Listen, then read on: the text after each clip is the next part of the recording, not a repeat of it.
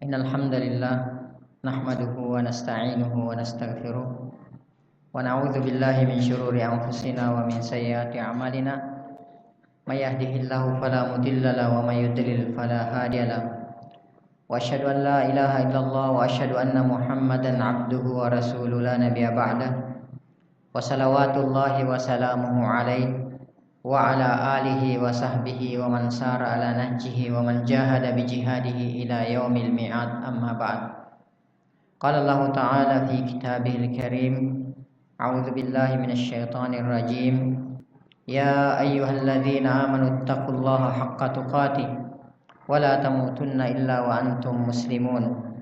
Ya ayyuhan nasu taqu rabbakumul ladzi khalaqakum min nafsin wahidah وخلق منها زوجها وبث منهما رجالا كثيرا ونساء واتقوا الله الذي تساءلون به والأرحام إن الله كان عليكم رقيبا يا أيها الذين آمنوا اتقوا الله وقولوا قولا سديدا يصلح لكم أعمالكم ويغفر لكم ذنوبكم ومن يطع الله ورسوله فقد فاز فوزا عظيما أما بعد فإن أصدق الحديث كتاب الله وخير الهدي وخير الهدى هدى محمد صلى الله عليه وسلم وشر الأمور محدثاتها وكل محدثة بدعة وكل بدعة ضلالة وكل ضلالة في النار أو كما قال رسول الله صلى الله عليه وسلم. Ikhwati wa akhwati rahimani wa rahimakumullahu jami'a. Di siang hari ini tak ada kata yang pantas buat kita yang pertama dan utama selain mengucapkan kalimat syukur kepada Allah Subhanahu wa taala. Bersyukur kita kepada Allah Subhanahu wa taala karena Allah taala masih memberikan kepada kita nikmat kesehatan, nikmat kesempatan, dan yang terbesar adalah nikmat Islam, nikmat iman, nikmat taufik. Dan dengan segala nikmat inilah kita bisa menjalankan ketaatan dan kewajiban kita sebagai seorang hamba dan sebagai seorang muslim. Ikhwati wa akhwati rahimani wa rahimakumullahu jami'a. Kemudian sebagai seorang muslim senantiasa kita bersalawat kepada Nabiullah Muhammad sallallahu alaihi wasallam, nabi yang telah membawa kita, nabi yang telah mengeluarkan kita dari gelapnya alam jahiliyah, nabi yang telah mengajarkan kita, nabi yang telah menuntun kita, dan bahkan nanti nabi yang akan memberikan syafaatnya kepada kita insyaallah dengan izin Allah tentunya. Dan semoga kita semua sebagai orang-orang yang mendapatkan syafaatnya kelak. Amin ya rabbal alamin. Allahumma salli wa sallim wa barik wa an'im ala nabiyina Muhammad sallallahu alaihi wasallam. Ikhwati wa akhwati fillah rahimani wa rahimakumullahu jami'a. Satu kesyukuran bagi kita semua karena kita diberikan nikmat hidayah dan taufik, sehingga kita jadikan tempat yang penuh berkah ini sebagai tempat kita untuk berkumpul. Yang mana kata Rasulullah sallallahu alaihi wasallam dalam hadis yang diriwayatkan oleh Imam Muslim, beliau sallallahu alaihi wasallam bersabda, "Majtama'a qaumun fi baitin min buyutillah." Tidaklah berkumpul suatu kaum di satu rumah, di rumah-rumah Allah Subhanahu wa taala, yaitu di masjid. Kemudian di situ belajar, wa yatadarasunaha, berzikir, kemudian belajar agama, kemudian berzikir kepada Allah Subhanahu wa taala, illa nazalat alaihimus sakinah, kecuali turun atas mereka as-sakinah, ketenangan. Sekarang begini ya, ikhwati wa akhwati rahimani rahimakumullahu jami'a. Terkadang kita kalau ngumpul di pasar atau tempat-tempat bisnis, atau apalah namanya selain zikir kepada Allah Subhanahu wa taala atau selain ibadah. Tidak akan pernah kita rasakan yang namanya ketenangan sampai kita rekreasi, ya. Orang bilang piknik, sampai kita rekreasi sekalipun kalau di situ kosong, tidak ada zikir kepada Allah Subhanahu wa taala, demi Allah, maka kita tidak akan bisa merasa ketenangan. Dan mungkin kita semua yang hadir di sini pernah merasakan itu. Sesuatu yang kosong dari zikir Allah Subhanahu wa taala tidak pernah ada ketenangan. Coba bandingkan, kita berkumpul di pasar dengan teman-teman membicarakan perdagangan, membicarakan bisnis, membicarakan pekerjaan, dan bandingkan kita kumpul di tempat yang penuh dengan keberkahan ini, insya Allah. Apa yang akan kita rasakan? Yang akan kita rasakan adalah apa? Ketenangan. Kalau ada orang yang sudah masuk di rumah Allah, sudah belajar di rumah Allah, dan belum merasakan ketenangan, maka ada yang harus diperiksa di hati kita. Mungkin di hati kita ini ada penyakit, sehingga itulah yang membuat kita tidak bisa merasakan ketenangan. Karena ini sudah janji Rasulullah, dan kita semua sudah tahu dan sudah yakin dengan seyakin-yakinnya bahwa yang namanya janji Rasulullah sallallahu alaihi wasallam itu tidak pernah meleset. Wallahi, tidak akan pernah meleset janjinya Rasulullah sallallahu alaihi wasallam. Kalau kita merasakan ada yang kurang dengan apa yang telah dijanjikan oleh Rasulullah sallallahu alaihi wasallam, maka periksa kembali. Bukan Rasulullah, bukan janjinya yang salah, tetapi kitanya yang belum maksimal dalam melaksanakan apa yang telah diperintahkan oleh Rasulullah sallallahu alaihi wasallam. Kemudian selanjutnya apa? Wa ghasyiyatuhumur rahmah, kata Rasulullah sallallahu alaihi wasallam. Senantiasa rahmat itu akan meliputi orang-orang yang berzikir, orang-orang yang mempelajari ayat-ayat Allah Subhanahu wa taala di tempat atau di rumah Allah Subhanahu wa taala, itu akan selalu diliputi dengan rahmat. Nah, pertanyaannya sekarang, kalau ketika rahmat sudah meliputi kita, maka apa yang akan terjadi? Semuanya akan mudah, semuanya akan gampang.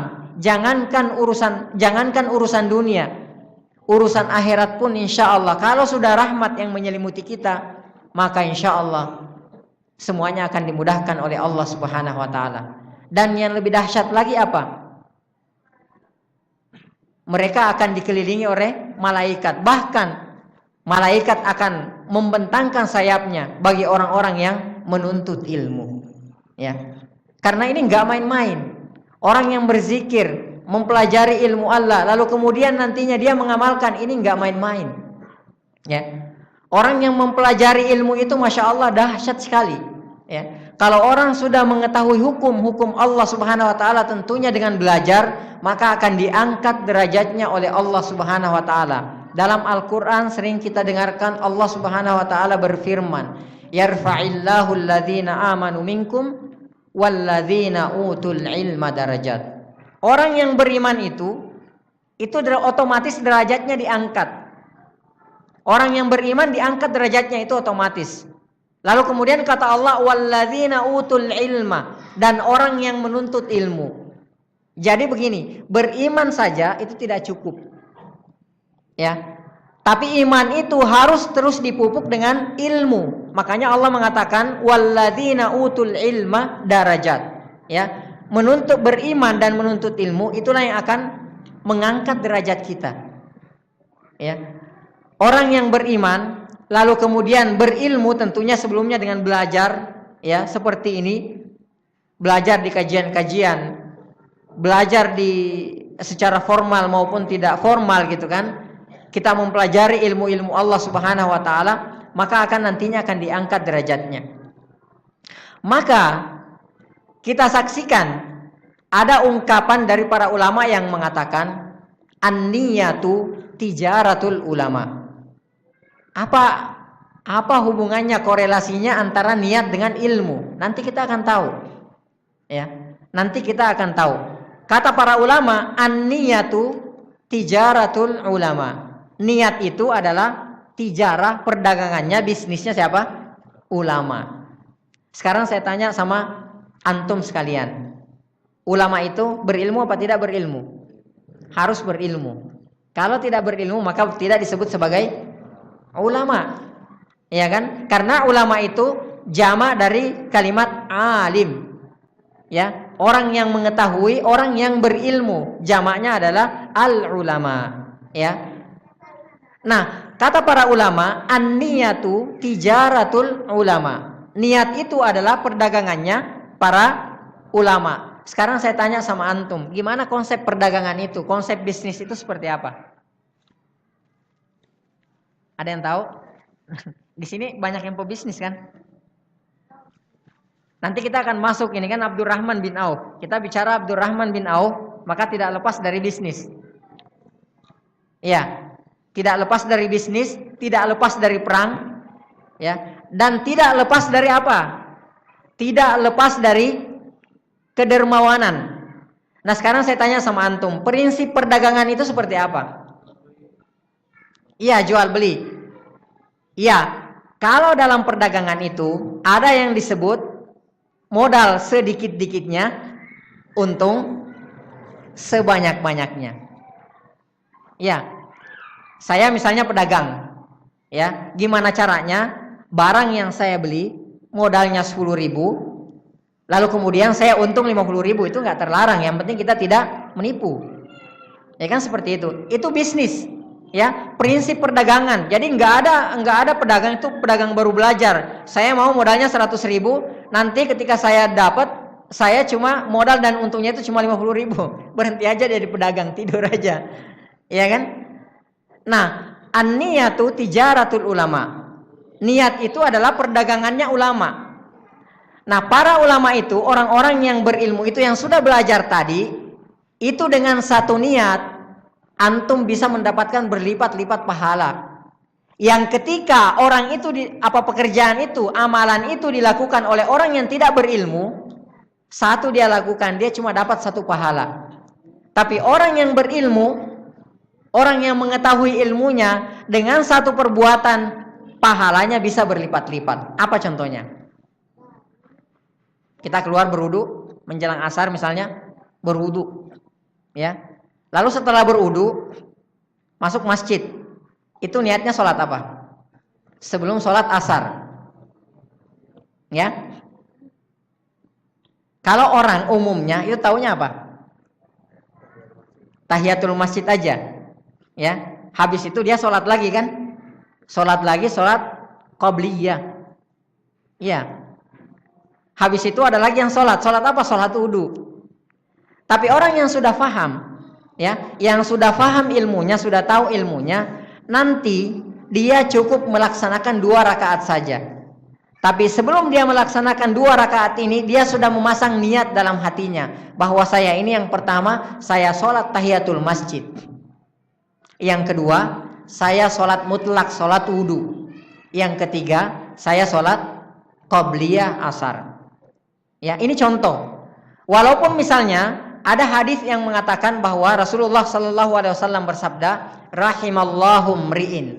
Semoga Allah merahmati seseorang shalla arba'a rakaatin qabla al-asr. Dia sholat 4 rakaat, maksudnya 2 rakaat sholat sunnah sebelum sholat asar. Ini lain karena ada hukumnya tersendiri. Tapi kalau misalnya sebelum sholat zuhur, taruhlah sebelum sholat zuhur misalnya, lalu kemudian kita memasang niat seperti itu, maka kita akan mendapatkan pahala yang berlipat ganda. Sementara orang-orang yang tidak paham itu, orang yang tidak mengetahui ilmunya, dia akan sholat terus-terusan.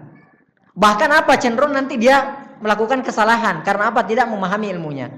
Makanya an-niyatu tijaratul ulama. Maka ini semua ikhwati wa akhwati fillah rahimani wa rahimakumullah jami'a.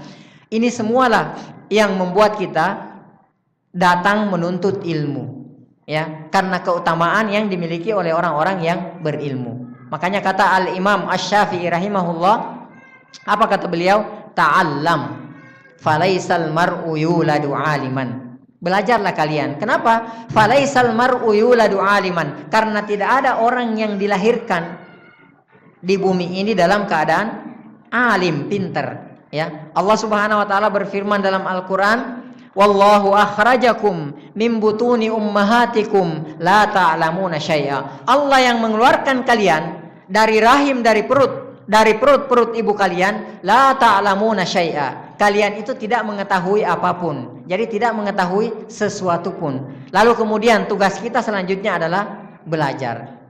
Ya. Maka kata Imam Asy-Syafi'i, ta'allam falaisal mar'u yuladu aliman. Belajarlah karena tidak ada orang yang dilahirkan dalam keadaan berilmu.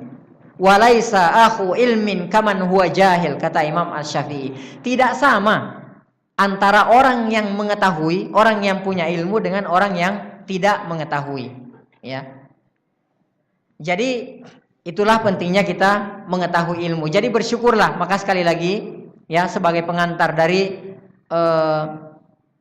pertemuan kita yang semoga diberkahi oleh Allah ini, sebagai pengantar, ya, buat saya dan buat antum sekalian, mari kita terus belajar, menuntut ilmu, ya, agar supaya kita memperoleh kedudukan yang mulia di sisi Allah Subhanahu wa taala. Ikhwati wa akhwati fillah rahimani wa rahimakumullah jami'a.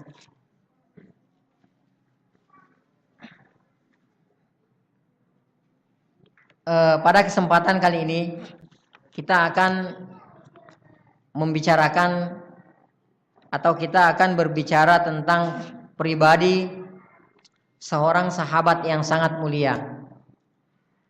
Seorang sahabat yang mungkin sangat sering kita dengarkan, baik itu mungkin kita baca sendiri atau dari ustadz-ustadz kita, atau mungkin dari kajian-kajian, atau mungkin dari buku-buku sejarah. Mungkin antum sudah biasa mendengarkan tentang kisah seorang sahabat yang mulia, seorang sahabat as-sabiqunal awwalun, orang yang pertama kali masuk ke dalam Islam, ya, seorang sahabat pembesarnya para sahabat, imamnya para sahabat, imamnya para mujahidin, imamnya orang-orang yang dermawan. Beliau adalah Abdurrahman bin Auf radhiyallahu wa ardha. Sebelumnya kita perlu mengetahui dulu bagaimana Allah Subhanahu wa taala mengangkat derajat para sahabat Rasulullah sallallahu alaihi wasallam secara umum. Bagaimana Allah Subhanahu wa taala memilih para sahabat untuk menemani dan membersamai Rasulullah sallallahu alaihi wasallam. Dan ini tidak sembarangan. Mereka dijamin oleh Allah Subhanahu wa taala. Bukan zahirnya yang dijamin oleh Allah Subhanahu wa taala, tapi hati mereka itu mendapat jaminan dari Allah Subhanahu wa taala. Lalu ketika ada satu kaum yang dijamin, direkomendasikan oleh Allah Subhanahu wa taala, maka jaminan apa lagi yang akan kita cari setelah itu? Maka alangkah celakanya orang-orang yang melaknat, orang-orang yang membenci, orang-orang yang tidak mencintai para sahabat radhiyallahu anhum ajmain. Maka tidak diragukan lagi, orang-orang yang membenci sahabat, apalagi sampai mencaci maki para sahabat, membenci para sahabat, tidak diragukan lagi bahwa mereka bukan ta'ifatum minal muslimin, bukan bagian dari kaum muslimin. Ini akidah, ya. Akidah kita Ahlus Sunnah wal Jamaah, jika ada orang mencaci maki para sahabat, membenci para sahabat, maka keyakinan kita Ahlus Sunnah wal Jamaah, mereka itu bukan bagian dari kaum muslimin. Ini perlu dicatat baik-baik. Jadi di sini nggak ada toleransi. Kalau dalam masalah ini tidak ada toleransi. Bahkan kata Syekh Shalih Al-Utsaimin rahimahullahu taala, apa kata beliau? Tidak diragukan orang yang meragukan. Jadi bukan tidak diragukan, kata beliau, orang yang meragukan bahwa orang yang mencela sahabat itu adalah kafir. Jadi bukan yang mencelanya. Bisa difahami? Jadi bukan yang mencelanya yang diragukan, ya. Jadi istilahnya kata beliau seperti itu. Tapi yang pertama kali yang harus diragukan adalah tidak diragukan orang yang tidak mencela orang yang meragukan para sahabat. Ya. Jadi jika ada orang yang mencela para sahabat, kata beliau itu sudah jelas bukan bagian dari kaum muslimin. Tapi kalau ada orang yang ragu mengatakan bahwa ini bukan kaum muslimin, maka dia juga bukan kaum muslimin. Bisa difahami? Agak ribet tapi insya Allah bisa difahami. Ya. Jadi yang meragukan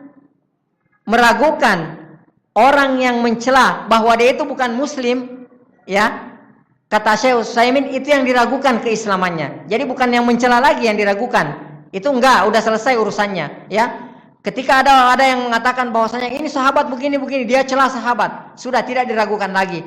Tapi orang yang meragukan bahwa orang ini adalah orang kafir, maka kata Syekh Shalih Al Utsaimin, dia diragukan sebagai seorang muslim juga. Ya, mudah-mudahan bisa dipahami, agak ribet ya. Dan ini susah saya membahasakannya seperti apa ya. Ini kata beliau, ya. Karena kenapa? Ikhwati wa akhwati fillah rahimani wa rahimakumullah jami'an. Sahabat itu adalah muridnya Rasulullah sallallahu alaihi wasallam. Ya. Beliau adalah penyambung wahyu. Mereka itu adalah penyambung wahyu kepada kita. Mereka yang menyampaikan Al-Quran, mereka yang menyampaikan hadis kepada kita. Nah, ketika para sahabat ini dibantai, dibunuh karakternya dan kita percaya, siapa lagi yang akan kita percaya? Sementara kata Allah, agama ini dijaga, Al-Quran ini dijaga. Nah, yang menyampaikan Al-Quran ini kepada kita siapa? Sahabat. Nah, kalau sahabat kita ragukan, ya, sahabat kita ragukan, maka apa yang akan terjadi? Sudah selesai, ya. Nggak ada lagi yang percaya sama agama ini. Maka teknik daripada orang Syiah dalam menyerang Islam itu, mereka tidak langsung menyerang Rasulullah Sallallahu Alaihi Wasallam. Mereka tidak langsung menyerang Al-Quran. Kenapa? Karena kalau mereka langsung menyerang Al-Quran, mereka langsung menyerang siapa? Rasulullah Sallallahu Alaihi Wasallam. Orang nggak ada yang percaya. Tapi siapa yang diserang? Murid-murid Rasulullah Sallallahu Alaihi Wasallam. Nah sekarang, kalau ada hadis dari sahabat disampaikan misalnya ke orang-orang, lalu orang-orang sudah tidak percaya kepada sahabat, nanti yang diambil ilmunya siapa? Ulama dari kalangan Syiah, imam-imam mereka, yang notabene itu banyakkan hadis-hadis palsu karangan-karangan mereka, sesuai dengan kepentingan hawa nafsu mereka. Maka matilah ilmu ini. Jadi mereka membunuh karakter para sahabat, ya. Maka orang-orang Syiah ini mereka tidak langsung menghantam Rasulullah. Karena mereka tahu kalau mereka menghantam Rasulullah, langsung orang tidak akan percaya. Banyakkan orang tidak akan percaya. Atau misalnya mereka menghantam ke Al-Quran misalnya, maka banyak orang tidak akan percaya, ya. Kenapa? Karena ini otentik sekali. Tapi yang dihantam adalah para sahabat. Dan inilah saat ini insya Allah kita akan membicarakan pribadi-pribadi yang sangat mulia. Pribadi yang saya katakan, seandainya kisah-kisah para sahabat ini disampaikan kepada kita tidak dengan sanad yang sahih, tidak dengan penyampaian yang sahih yang bisa dipertanggungjawabkan, maka mungkin kita tidak akan percaya kehidupan para sahabat, saking dahsyatnya mereka. Ada sahabat yang orangnya masih hidup, sudah dikatakan oleh Rasulullah Sallallahu Alaihi Wasallam, saya mendengar terompahmu di surga. Ada yang sampai seperti itu. Para sahabat, banyak para sahabat yang dijamin masuk surga oleh Rasulullah Sallallahu Alaihi Wasallam, sementara jasad-jasad mereka masih berjalan di jalan-jalan kota Mekah dan masih berjalan di jalan-jalan kota Madinah, sementara mereka sudah dijamin masuk ke dalam surga. Para sahabat, banyak di antara mereka jasad-jasad mereka sedang bertransaksi di pasar. Mereka sedang berbisnis, membicarakan bisnis, tetapi pikiran mereka sudah berada di akhirat, ya. Sementara jasad-jasad mereka masih bertransaksi di pasar-pasar, ya. Makanya kata Allah Subhanahu wa taala, wasbir nafsaka ma'al ladzina yad'una rabbahum bil ghadati wal 'ashyi yuriduna wajha. Ini satu bentuk rekomendasi Allah kepada para sahabat yang dijamin bukan gamisnya, Ikhwati wa akhwati fillah rahimahni wa rahimakumullah jami'ah. Bukan gamis mereka yang dijamin, bukan zahirnya. Bukan penampilan jenggotnya mereka yang dijamin, bukan.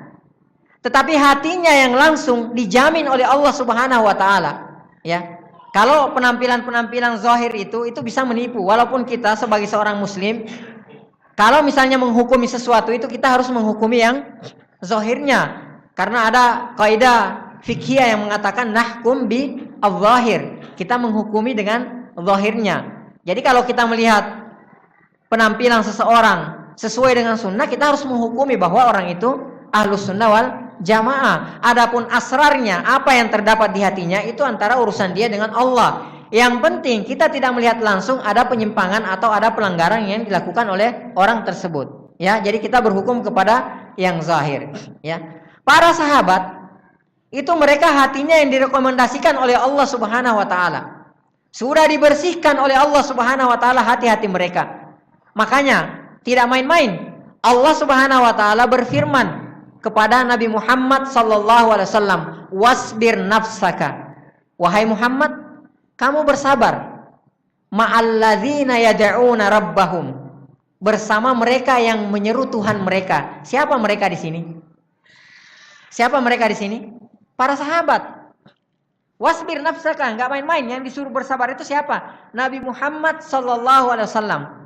Bersabarlah engkau wahai Muhammad ma'alladzina yad'una rabbahum, bersama mereka.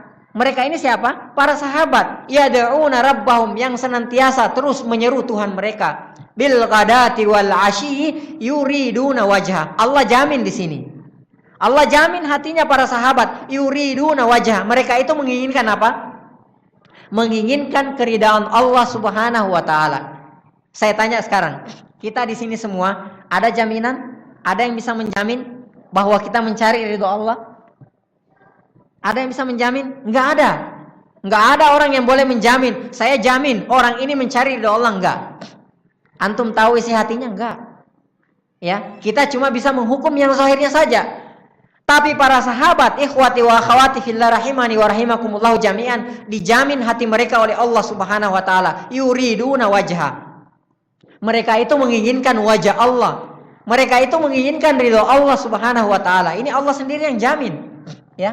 Dan gak main-main. Ini dikatakan kepada Nabi Muhammad sallallahu alaihi wasallam. Nabi Muhammad disuruh bersabar bersama mereka para sahabat yang hatinya senantiasa mengingat kepada Allah Subhanahu wa taala, senantiasa menyembah kepada Allah Subhanahu wa taala, dan mereka itu menginginkan mencari ridho Allah dan keridhaan Allah Subhanahu wa taala. Ini didapat jaminan. Jadi kita sedang membicarakan satu generasi, bukan itu yang tadi saya katakan. Seandainya mereka itu, kisah mereka itu tidak datang ke kita dengan kisah yang sahihah, maka mungkin kita akan menganggap bahwa itu hanyalah omong kosong belaka. Itu hanyalah cerita fiktif belaka yang tidak mungkin terjadi, saking dahsyatnya mereka itu para sahabat. Kemudian Allah Subhanahu wa taala berfirman, "Was-sabiqunal awwalun." As-sabiqunal awwalun, mereka yang pertama masuk Islam, minal muhajirin, dari kaum muhajirin, wal ansar, dan orang-orang ansar, walladzina taba'uhum, dan orang-orang yang mengikuti mereka, bi ihsanin, dengan baik, radhiyallahu anhum wa radu'an. Di sini garis bawahnya ya, syawahidnya di sini, poinnya di sini, radhiyallahu anhum, Allah ridha kepada mereka, wa radu'an, dan mereka ridha kepada Allah. Sekarang kita bertanya, kira-kira kalau ada orang sudah dijamin sama Allah Subhanahu wa taala bahwa Allah ridha terhadap mereka, apalagi yang bisa kita lakukan? Apalagi yang bisa kita lakukan? Kita sekarang tidak melihat langsung Rasulullah sallallahu alaihi wasallam. Iya. Sekarang misalnya kita mau sholat. Bagaimana caranya kita sholat? Kata Rasulullah sallallahu alaihi wasallam, "Shallu kama ra'aitumuni usolli." Sholat sebagaimana saya sholat. Sekarang bagaimana caranya kita mengetahui sholat Rasulullah sallallahu alaihi wasallam? Tentu kita belajar dari siapa? Dari muridnya Rasulullah sallallahu alaihi wasallam. Siapa yang pernah melihat Rasulullah sholat? Para sahabat. Nah, itulah perkataan mereka. Perkataan para sahabat itu kita ambil, penafsiran mereka kita ambil. Ketika misalnya Rasulullah SAW menafsirkan satu ayat, siapa yang menafsirkan, siapa yang hadir dalam penafsiran Rasulullah SAW tersebut? Tentu para sahabat. Maka yang kita ambil penafsirannya siapa? Para sahabat. Mereka para sahabat sudah dijamin Allah ridha terhadap mereka, radhiyallahu anhum. Allah ridha terhadap mereka. Maka kalau kita mengikuti orang-orang yang diridhoi oleh Allah Subhanahu wa taala, insyaallah kita selamat. Kenapa? Karena mereka sudah dijamin oleh Allah Subhanahu wa taala. Juan, break minum dulu ya.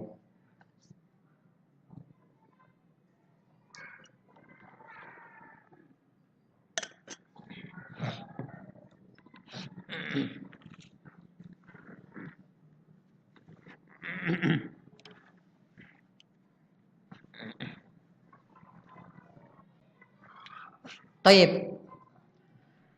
Mereka adalah generasi yang sudah diridai oleh Allah Subhanahu wa taala. Alangkah celakanya orang-orang yang membenci para sahabat. Makanya kata Rasulullah sallallahu alaihi wasallam, ayatul imani hubbul ansar. Salah satu ciri keimanan itu adalah apa? Hubbul ansar, mencintai para kaum ansar. Kaum ansar ini siapa? Mereka adalah sahabat Rasulullah sallallahu alaihi wasallam. Wa ayatun nifaq, dan ayat tanda kemunafikan itu adalah apa? Bughdul ansar, benci kepada kaum ansar. Jadi ikhwati wa akhwati fillah, kalau misalnya di hati kita ada rasa benci kepada sahabat, ada rasa tidak senang kepada sahabat, maka buru-buru beristighfar kepada Allah Subhanahu wa taala. Buru-buru kita memohon ampun, buru-buru kita bertaubat. Kenapa? Karena orang yang membenci para sahabat itu jelas di hatinya ada kemunafikan, minimal ada kemunafikan di hatinya. Karena ini Rasulullah SAW yang mengatakan seperti ini. Kaum yang sudah dijamin oleh Allah Subhanahu wa taala, kaum yang sudah menyampaikan kepada kita kebenaran lewat lisan-lisan mereka, lewat perjuangan mereka lah kebenaran, ayat-ayat Allah, hadis-hadis Rasulullah sallallahu alaihi wasallam sampai kepada kita. Maka kepada mereka lah kita harus berpegang teguh. Kepada mereka lah kita harus belajar. Ya, maka itulah yang disebut sebagai manhaj salaful ummah, ya. Siapa yang kita sebut sebagai salaf? Manhaj salaful ummah. Siapa yang mereka? Yang pertama mereka adalah para sahabat, kemudian yang kedua adalah tabi'in, kemudian yang ketiga adalah tabi'ut tabi'in. Inilah yang dikatakan oleh Rasulullah sallallahu alaihi wasallam dalam hadis yang diriwayatkan oleh Imam Bukhari dan Imam Muslim rahimahullahu taala, khairun nas, sebaik-baik manusia, kata Rasulullah sallallahu alaihi wasallam, qarni, adalah zamanku. Zamanku berarti adalah zamannya juga para sahabat. Tsummal ladzina yadunahum, kemudian yang mengikuti mereka setelah para sahabat yang disebut sebagai tabi'in. Tsummal ladzina yadunahum, kemudian setelahnya lagi tabi'ut tabi'in. Nah, setelahnya itu, generasi setelahnya itu tidak ada jaminan lagi dari Allah Subhanahu wa taala. Tapi insyaallah juga akan dijamin oleh Allah Subhanahu wa taala jika mengikuti mereka yang mengikuti Rasulullah sallallahu alaihi wasallam, ya. Walladzina tabauhum, dan orang-orang yang mengikuti mereka, mengikuti para sahabat, ya. Walladzina tabauhum bi ihsan, dengan baik, mengikuti cara mereka beragama sebagaimana Rasulullah sallallahu alaihi wasallam menerangkan agama ini, menyampaikan agama ini kepada kita. Kita ikuti mereka. Walladzina tabauhum bi ihsan radhiyallahu anhum wa radu'am. Mereka ridha kepada Allah, mereka diridai oleh Allah Subhanahu wa taala, dan mereka pun ridha kepada Allah Subhanahu wa taala. Taib. Sekarang kita akan masuk ke salah satu sahabat besar, yaitu Abdurrahman bin Auf. Yang mana ketika kita berbicara Abdurrahman bin Auf, maka kita tidak akan bisa lepas, ya, dari pembicaraan tentang kekayaan, tentang keilmuan, tentang perjuangan, tentang perdagangan. Semuanya dimiliki oleh Abdurrahman bin Auf yang tidak dimiliki oleh seluruh sahabat. Abdurrahman bin Auf adalah salah seorang sahabat yang terdahulu masuk Islam. Beliau 8 orang pertama yang masuk Islam. Beliau adalah orang Quraisy, ya. Beliau adalah orang Quraisy. Kemudian beliau salah satu dari 6 orang majelis syura yang sudah ditunjuk oleh Al-Faruq, sudah ditunjuk oleh Umar bin Khattab, ya. Dan beliau juga masuk Islam 2 hari setelah Abu Bakar radhiyallahu anhu masuk Islam, dan beliau adalah salah seorang amal jariahnya Abu Bakar As-Siddiq. Jadi Abdurrahman bin Auf ini masuk Islam berkat dakwanya Abu Bakar As-Siddiq. Jadi 2 hari setelah Abu Bakar As-Siddiq masuk Islam, lalu beliau pun masuk Islam atas dakwah daripada Abu Bakar As-Siddiq. Lalu kemudian beliau masuk Islam sebelum adanya Darul Arqam. Apa itu Darul Islam? Darul Islam. Apa itu Darul Islam? Darul Islam itu adalah Darul Arqam, rumahnya Al-Arqam bin Al-Arqam radhiyallahu anhu. Yang disitulah pertama kali dakwah Syria itu, dakwah sembunyi-sembunyi itu dibangun oleh para sahabat yang sudah terdahulu masuk Islam. Lalu kemudian setelah Islam ini diumumkan, ya, berdakwah secara terang-terangan, maka mulailah serangan-serangan atau gangguan dari orang-orang Quraisy, orang-orang musyrikin Mekah mulai dilancarkan kepada Rasulullah dan para sahabat. Yang unik adalah ketika gangguan tersebut dilancarkan secara fisik kepada sahabat-sahabat, itu Abdurrahman bin Auf itu terbebas dari gangguan fisik. Kenapa? Karena Abdurrahman bin Auf adalah salah seorang dari orang Quraisy yang sangat terpandang, yang tidak bisa disentuh. Yang kalau misalnya beliau diganggu secara fisik, walaupun kaum beliau belum menganut agama Islam ini, maka mereka pasti akan membela Abdurrahman bin Auf. Maka suatu ketika Amr bin Hisham, siapa itu Amr bin Hisham? Ayo, ada yang tahu? Abu Jahal. Amr bin Hisham itu adalah Abu Jahal, ya. Suatu ketika Abdurrahman bin Auf radhiyallahu anhu dipanggil oleh siapa? Abu Jahal. Ya Abda, siapa namanya? Sekarang kita tanya dulu, siapa namanya Abdurrahman bin Auf sebelum masuk Islam? Ada yang tahu? Abdurrahman bin Auf sebelum masuk Islam namanya siapa? Ada yang tahu? Naam. Salah satunya Abdul Al-Ka'bah. Ya. Di riwayat yang lain dikatakan nama beliau siapa? Satu lagi. Abdu Amr. Ya, Abdu Amr. Itu salah satu. Jadi ada 2. Para ahli sejarah mengatakan, ya, ulama sejarah mengatakan bahwa beliau dipanggil dengan Abdul Ka'bah, ya. Apa itu Abdul Ka'bah? Hamba Ka'bah, karena itu biasa, ya. Itu biasa pada zaman jahiliyah, ya, pada zaman jahiliyah orang-orang banyak dipanggil dengan Abdu. Kemudian Abdunya itu disandalkan misalnya ke Abdul Uzza, Abdul Ka'bah. Kemudian nama orang misalnya Abdu siapa? Banyak orang-orang jahiliyah itu dinamai seperti itu, ya. Karena kepercayaan mereka terhadap berhala-berhala, makanya mereka menamakan anaknya dengan Abdu, ya.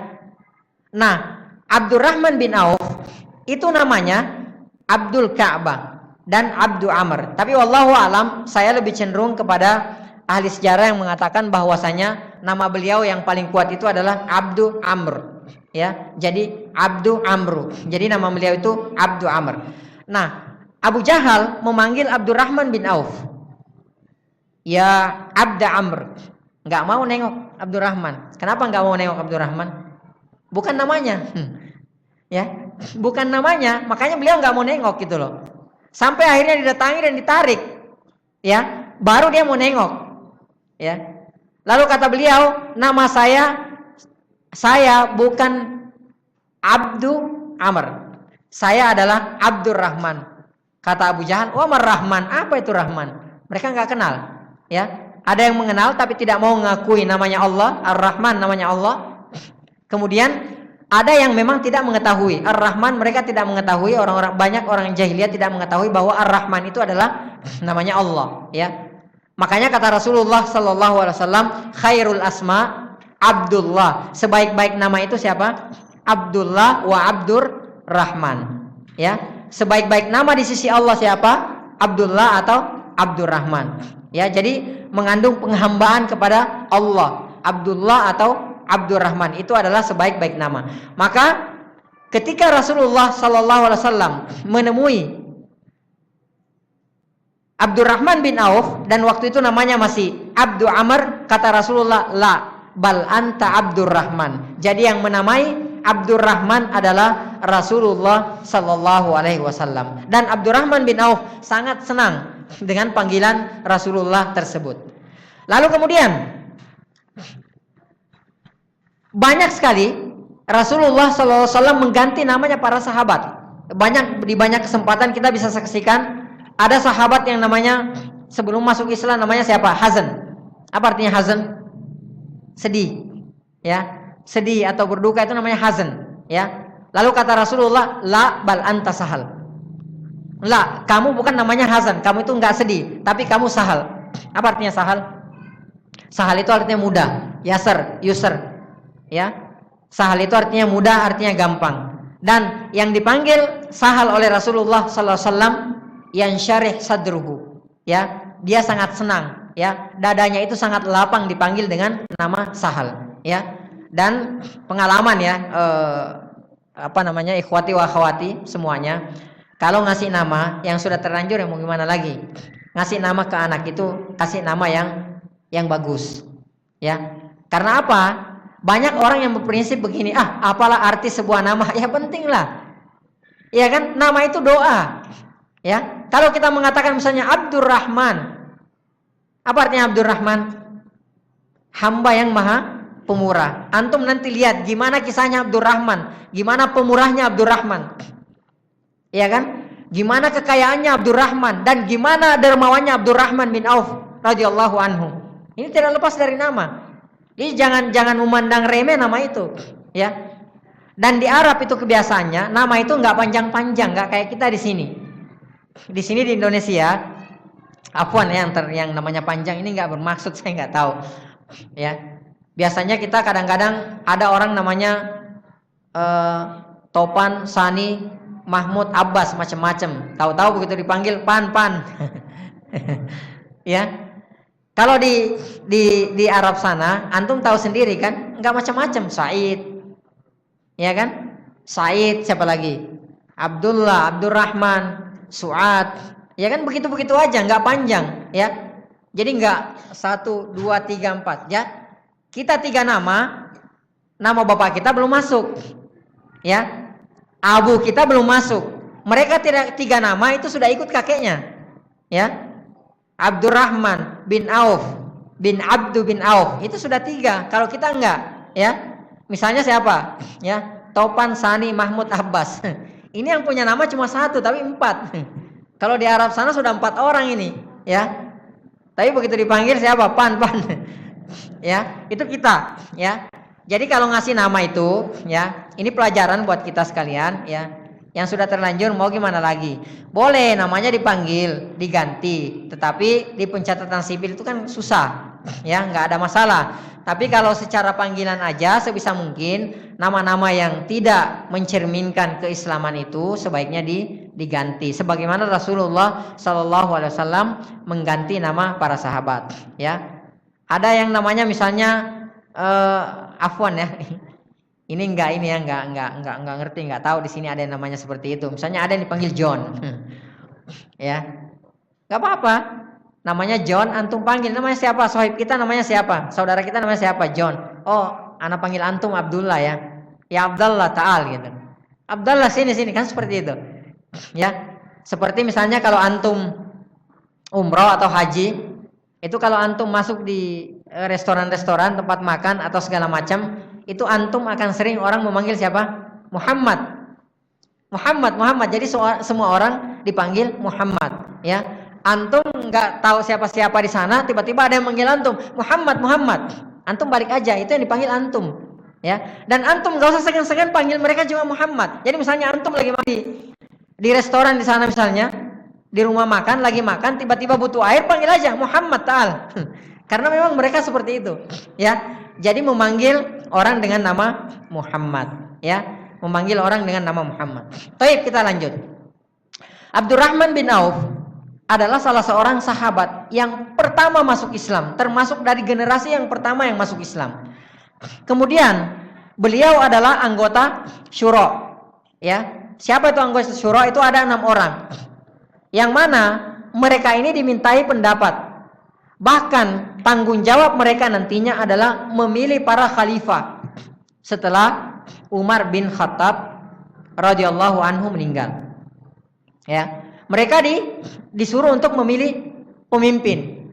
Nah, pada saat yang menarik adalah ketika Abdurrahman bin Auf masuk dalam anggota syura tersebut, dan ketika pemilihan gubernur khalifah pada saat itu setelah Umar bin Khattab, Abdurrahman bin Auf itu dicalonkan juga sebagai khalifah setelah Umar bin Khattab radhiyallahu anhu. Tapi apa? Beliau menarik diri. Beliau tidak mau dicalonkan, itu saking takutnya. Ya. Dan yang lebih menarik lagi, ketika Utsman bin Affan, ya, mungkin ada firasat bahwa Utsman bin Affan ini umurnya tidak lama lagi dan beliau akan syahid.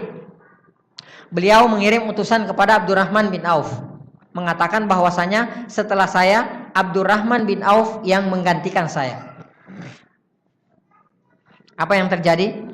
Setelah Abdurrahman mengetahui hal tersebut, Abdurrahman bin Auf berdoa. Apa doanya? Berdoa kepada Allah diwafatkan sebelum Utsman radhiyallahu anhu wafat. Dan ternyata Abdurrahman bin Auf radhiyallahu anhu wafat dan disalatkan oleh Utsman bin Affan. Orang kaya sekarang semakin kaya itu hasratnya, syahwatnya untuk berkuasa itu semakin menjadi-jadi. Kadang-kadang kita heran ya. Kadang-kadang kita heran. Ini kita tidak lagi berbicara masalah politik ya, enggak.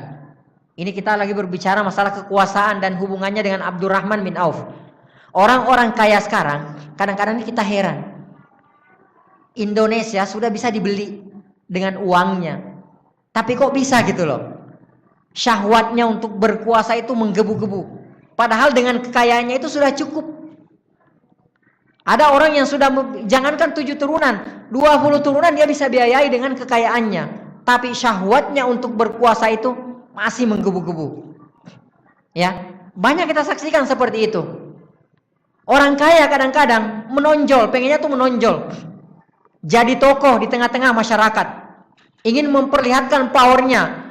Jadi semakin dia berkuasa, dia kalau bisa dia beli itu kekuasaan. Semakin dia berkuasa, semakin bisnisnya itu bisa mengakar kemana-mana, bisa menggurita kemana-mana. Kan tujuannya kadang-kadang seperti itu. Abdurrahman bin Auf adalah orang kaya yang tidak terhitung. Nanti kalau masih cukup waktunya kita akan saksikan bagaimana kekayaannya Abdurrahman bin Auf.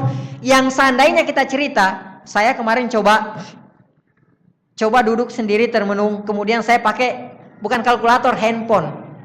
Saya coba kalkulasikan kekayaan Abdurrahman bin Auf, error handphonenya. Demi Allah, nggak tahu kalau kalkulator, ada yang bawa kalkulator nggak? Coba nanti kita coba kalkulasikan, ya. Kadang-kadang ya Allah, kita tuh kadang pengen nangis gitu loh. Saking dahsyatnya itu jadi nggak bisa berpikir. Jadi kita itu kayak mengambang, kayak mengawan gitu. Ini benar nggak sih cerita seperti ini? Ini saking dahsyatnya. Dan ketika beliau dipesankan oleh Utsman bin Affan radhiyallahu anhu untuk menjadi khalifah setelahnya, beliau berdoa supaya diwafatkan sebelum Utsman bin Affan wafat. Dan doa beliau dikabulkan, beliau wafat sebelum Utsman bin Affan wafat dan beliau disolatkan oleh Utsman bin Affan radhiyallahu anhum ajmain. Ini orang yang lari dari kekuasaan, takut sama kekuasaan. Padahal kekuasaan itu sudah di matanya. Kalau misalnya beliau mengambil kesempatan itu, nggak ada yang bisa menolak. Siapa yang tidak kenal Abdurrahman bin Auf? Ahadun minal mubasysyirina bil jannah, salah satu di antara 10 orang yang sudah dijamin masuk surga oleh Rasulullah sallallahu alaihi wasallam. Enggak ada sahabat yang berani menolak. Enggak ada sahabat yang berani menolak ketika misalnya beliau mengambil kesempatan itu untuk menjadi khalifah. Bahkan Ali radhiyallahu anhu pun tidak mungkin bisa menolak. Ya. Kemudian, ya, sebelum beliau berhijrah ke Madinah, ya, bersama para sahabat lainnya pada waktu itu, beliau berhijrah ke Habasyah 2 kali. Ya, jadi ada namanya hijrah pertama ke Habasyah, kemudian setelah itu hijrah kedua. Ya. Setelah itu kembali ke Mekah. Nah, disitulah ya mulai perintah turun untuk berhijrah ke Madinah. Jadi sahabat itu sudah ada yang mulai berhijrah ke Madinah, walaupun pada saat itu Rasulullah Sallallahu Alaihi Wasallam belum berhijrah ke Madinah. Antum tahu salah satu orang kayanya Mekah pada saat itu siapa? Abdurrahman bin Auf. Abdurrahman itu semenjak kecil itu sudah diajarkan sama orang tuanya, sama bapaknya untuk berdagang. Sudah diajak kemana-mana, ya. Makanya dalam Al-Quran kan dikatakan, li'ilafi Quraisyin ilafihim rihlatash shita'i was-saif. Jadi orang-orang Quraisy itu, orang-orang Quraisy di Mekah itu terdengar termasyhur dengan apanya? Perdagangannya, bisnisnya. Ya, kalau orang Madinah terkenal dengan apanya? Pertaniannya. Ya, jadi kalau misalnya orang Mekah itu, orang-orang Quraisy Mekah itu terkenal mereka jago dagang. Ya. Padang, pandai dagang. Ya, itu terkenal, orang-orang Quraisy itu terkenal, enggak ada yang mengalahkan mereka. Nah, adapun orang-orang Madinah itu terkenal dengan pertaniannya. Maka Rasulullah SAW mengambil patokan untuk ukuran timbangan. Ya, untuk ukuran timbangan itu pakai patokan apa? Mekah. Ya, tapi kalau untuk ukuran takaran itu beliau sallallahu alaihi wasallam mengambil ukuran apa? Mengambil ukuran Madinah. Ya. Nah, Abdurrahman bin Auf adalah orang yang sangat kaya, tidak terhitung. Di Mekah saja itu beliau kekayaannya sudah tidak terhitung. Nah, begitu perintah turun untuk berhijrah, ya, beliau berhijrah. Antum tahu orang kayanya Mekah pada saat itu Abdurrahman bin Auf hijrah membawa apa? Ada yang tahu?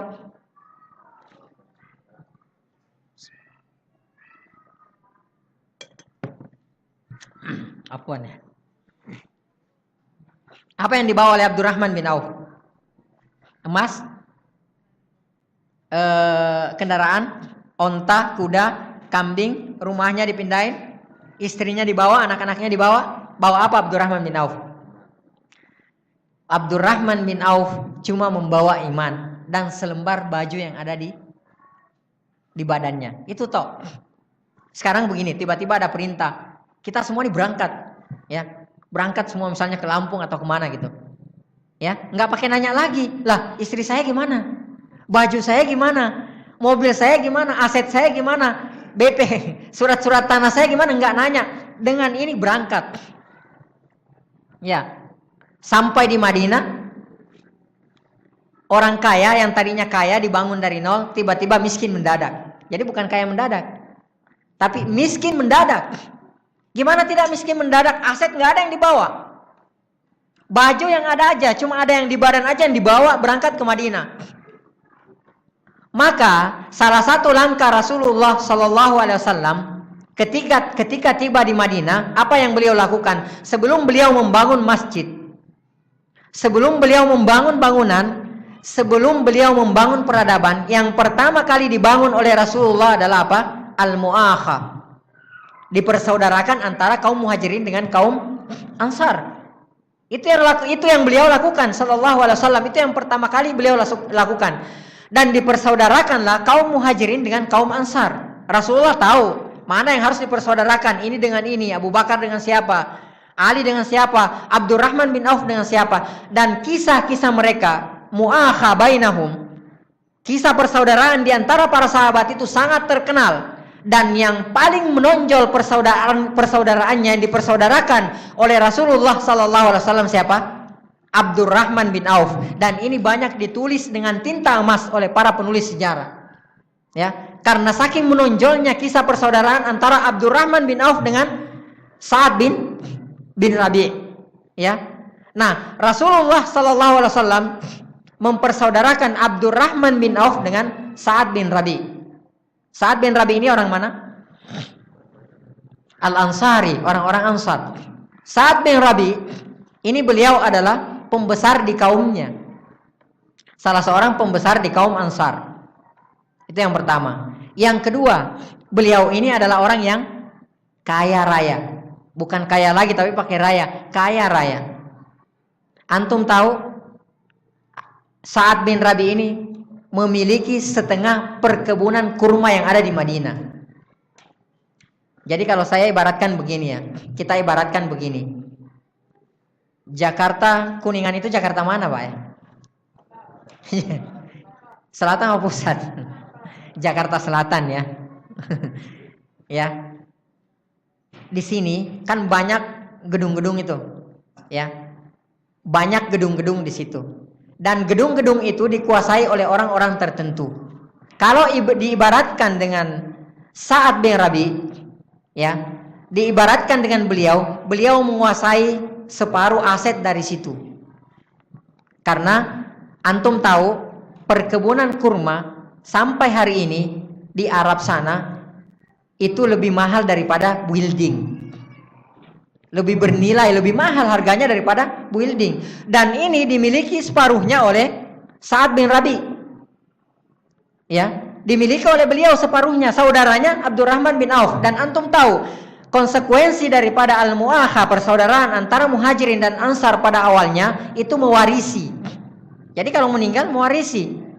Lalu kemudian datanglah hukum mansukh, dinasah ya. Jadi dihapus hukumnya setelah itu, ya. Dihapus hukumnya setelah itu. Tapi awalnya itu mewarisi.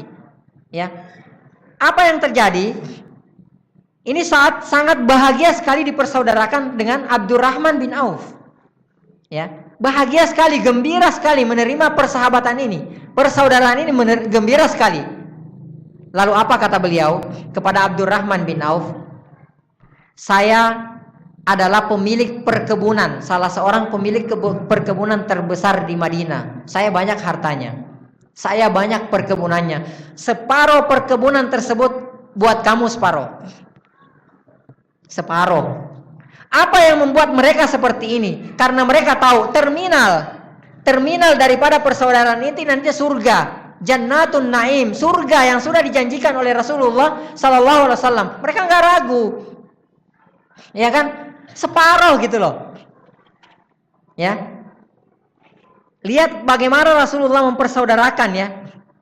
Yang satu orang kaya, dermawan, yang satu saat itu Abdurrahman saat itu, yang satu saat itu miskin, tetapi harga dirinya tinggi. Mungkin kalau kita sekarang terbalik, dipersaudarakan orang kaya yang pelit, orang miskin yang tidak ada harga dirinya. Mungkin kita sekarang seperti itu. Kita tanya pada diri kita masing-masing. Kalau dalam kondisi kita saat itu sangat membutuhkan, ya, sangat membutuhkan, tidak ada apa, kita tidak punya apa-apa, cuma baju yang melekat, ya, cuma baju yang ada melekat. Tiba-tiba ada yang menawarkan saudara kita, saya punya bisnis, ya, saya punya warung makan 4, kamu ambillah 2, buat saya 2, kelola. Oh ya terima kasih, jazakumullah khairan. Ya, kita mungkin seperti itu, ya, dan tidak cukup sampai di situ. Yang lebih dahsyat lagi, sekali lagi saya katakan, ya, saya mengutip perkataannya guru kita Dr. Firanda Andirja MA hafizahullah ta'ala. Seandainya kisah-kisah ini tidak datang kepada kita dengan sanad yang sahih, kita tidak akan pernah percaya. Ini hanya dongeng gitu loh. Tapi karena ini diceritakan dengan sanad yang sahih, ya, rijalnya, sikah semua bisa dipercaya, maka kita percaya bahwa ini benar-benar terjadi dan ini adalah sahabat Rasulullah sallallahu alaihi wasallam. Tidak cukup sampai di situ, ikhwati wa akhwati fillah rahimahini wa rahimakumullah jami'an. Apa kata Sa'ad selanjutnya? Saya punya 2 istri. Serem ya? Dahsyat.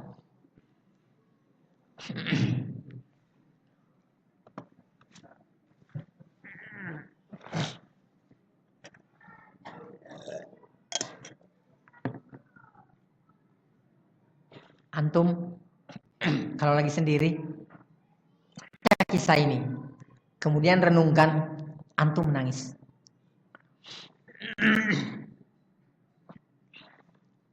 Insya Allah antum menangis. Karena kita sama seperti mereka. Apa yang mereka makan jauh lebih rendah dari yang kita makan gitu loh. Apa yang kita punya sekarang ini awalnya jauh lebih rendah yang mereka punya. Harta mereka.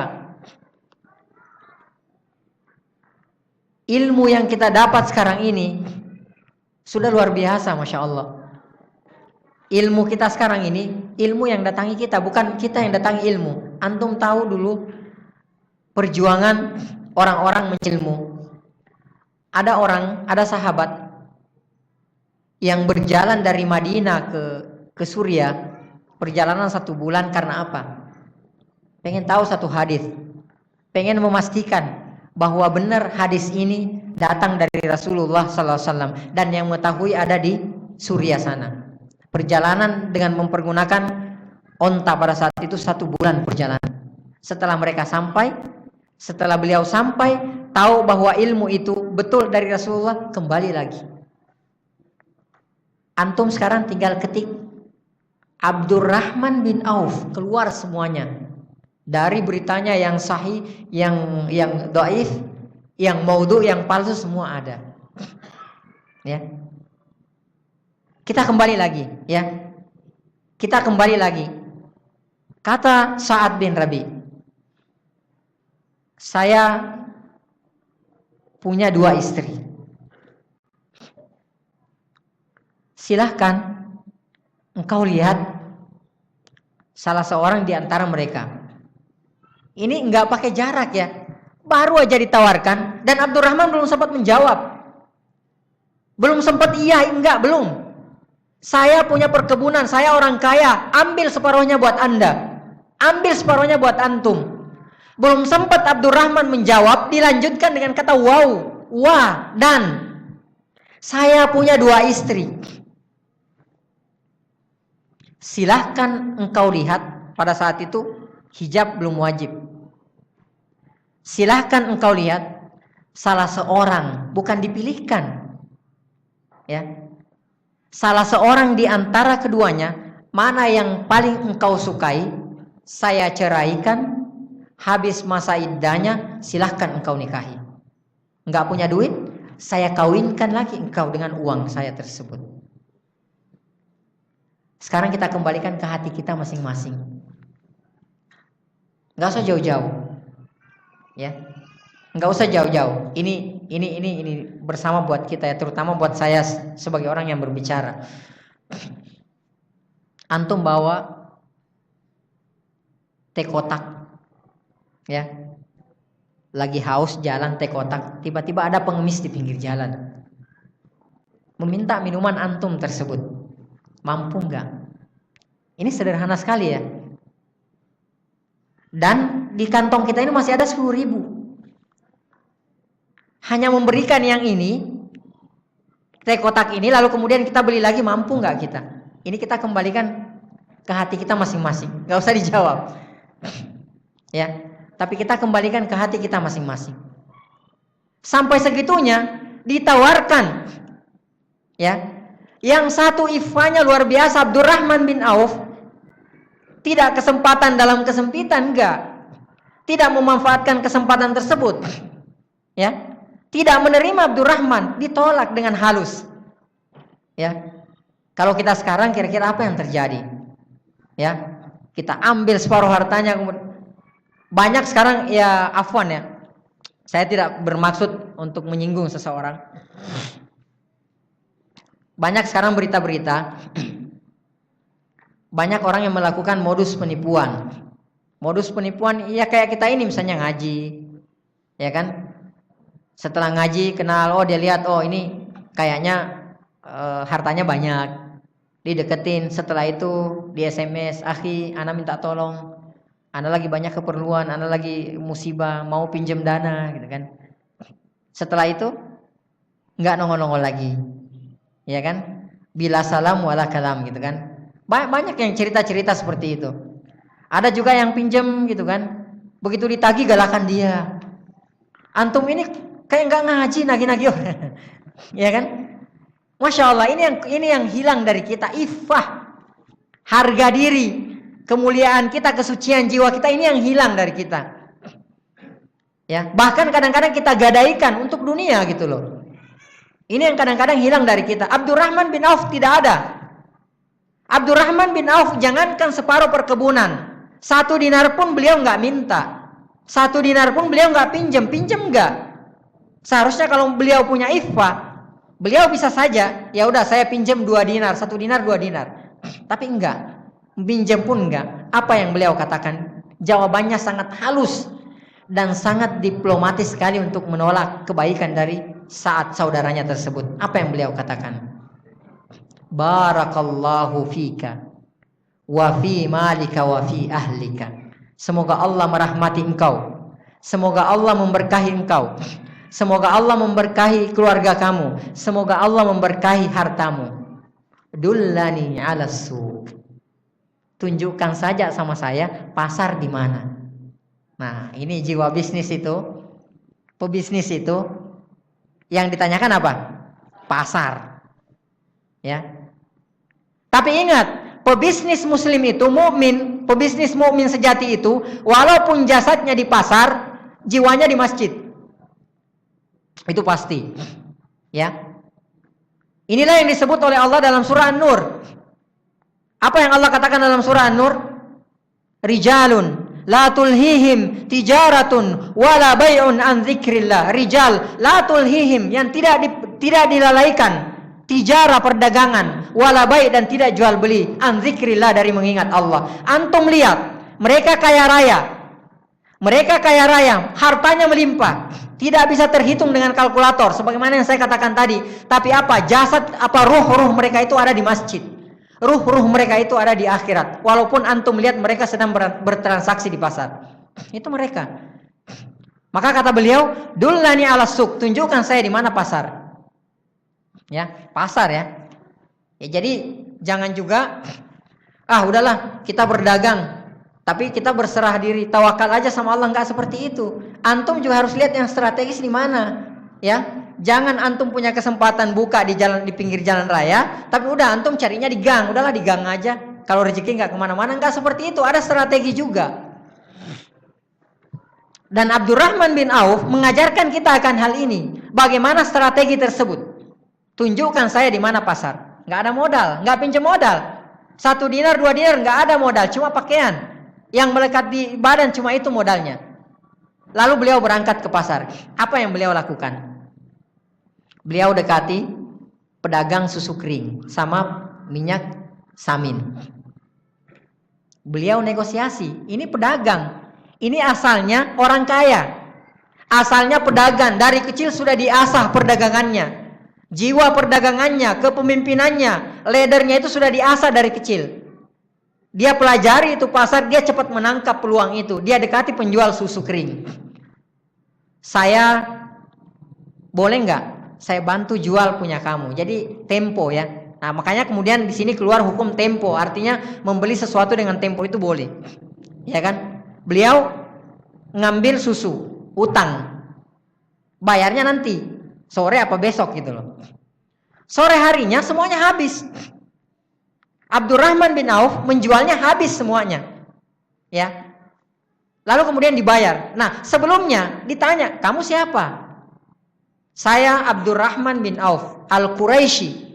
Orang-orang Madinah pasti kenal orang-orang Quraisy ini sangat ulung dalam berdagang. Kenapa? Kalau mereka dari Syam, itu pasti mereka mampir ke Madinah. Begitu pula dari Mekah. Itu pasti transit di Madinah, dan mereka tahu bahwa orang Quraisy itu sangat pandai dalam berdagang, tidak ada tandingannya.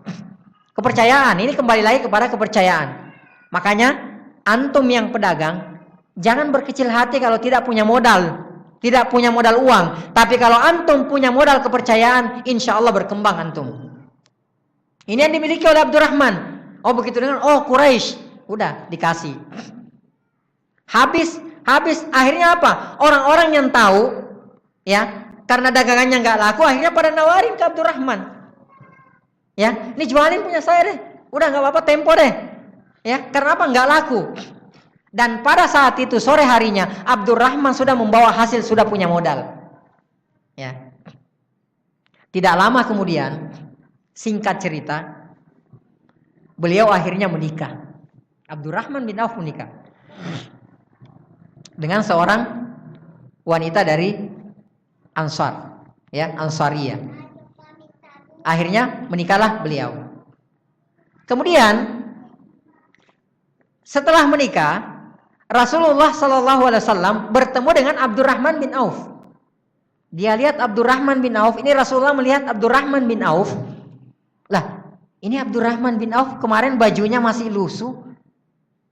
Bajunya itu aja, sekarang kok pakai baju baru. Lalu kemudian di bajunya itu tercium bau parfum. Za'faran ya. Ada bekas-bekasnya kuning-kuning di sini, itu bekas parfum dan itu adalah parfum wanita. Ya. Lalu kata Rasulullah, "Mahadza ya Abdurrahman?" Bahasa bebasnya seperti itu. Abdurrahman, ada apa ini? Ya kan? Kata Rasulullah seperti itu.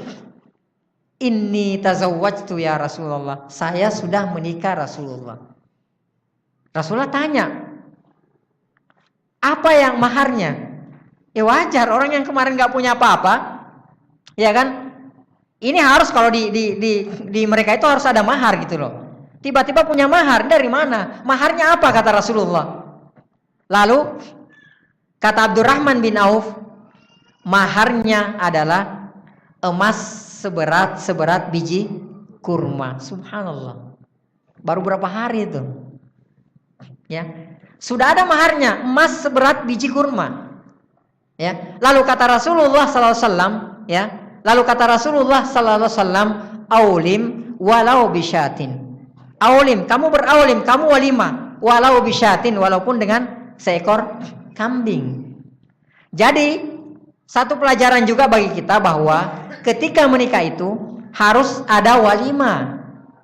Apa walimah itu tujuannya? Udah makan-makan doang buat memperlihatkan kepada orang, berbagi berbagi kegembiraan terhadap orang-orang saudara-saudara kita di lingkungan kita bahwa saya ini sudah menikah loh.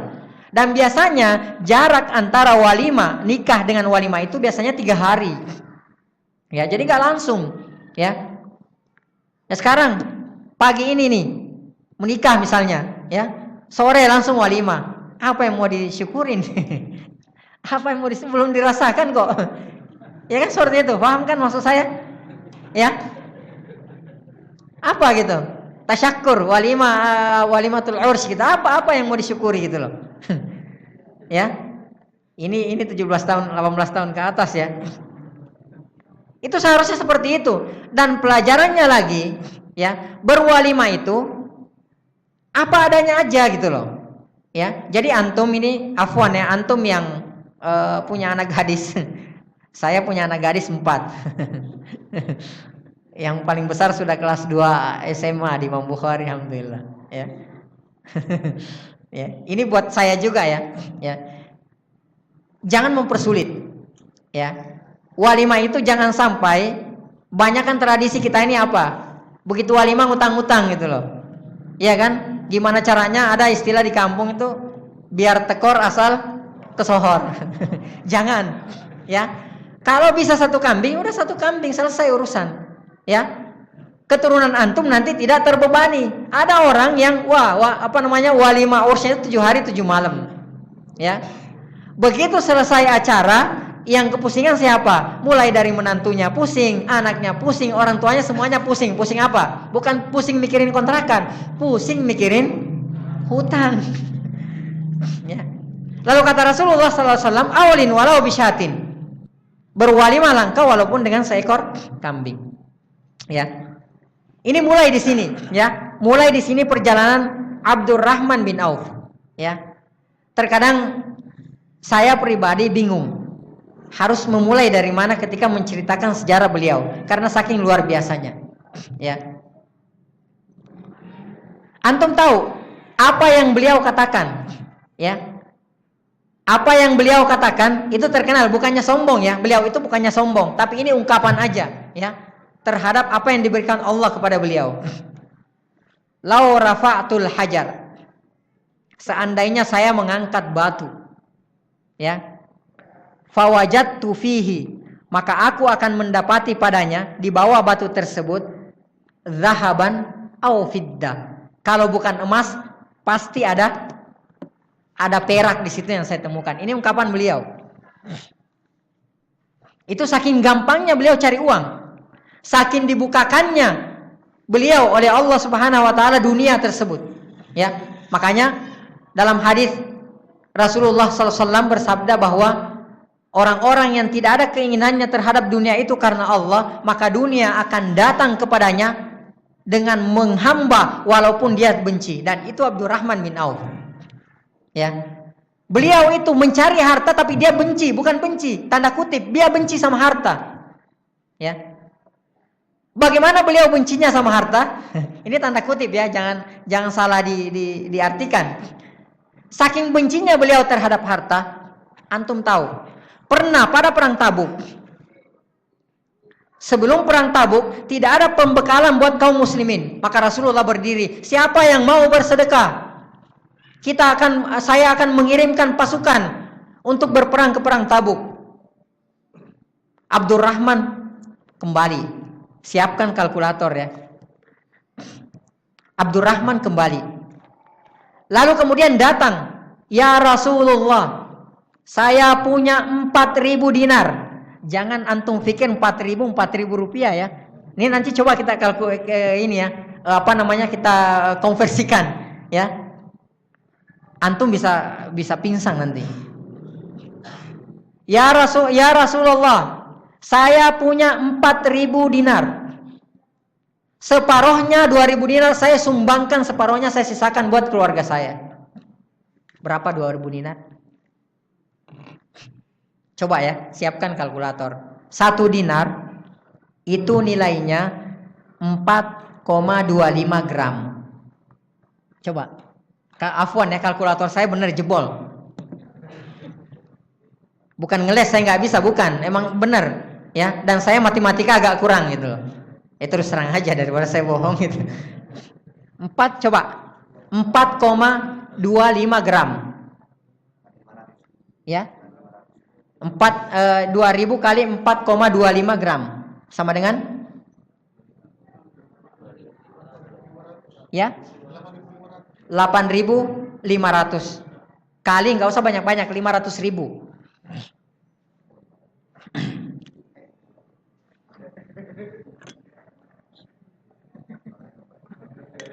Dapat berapa? Berapa? Ini baru sedikit. Ini belum masuk ke poin sedekahnya Abdurrahman, belum.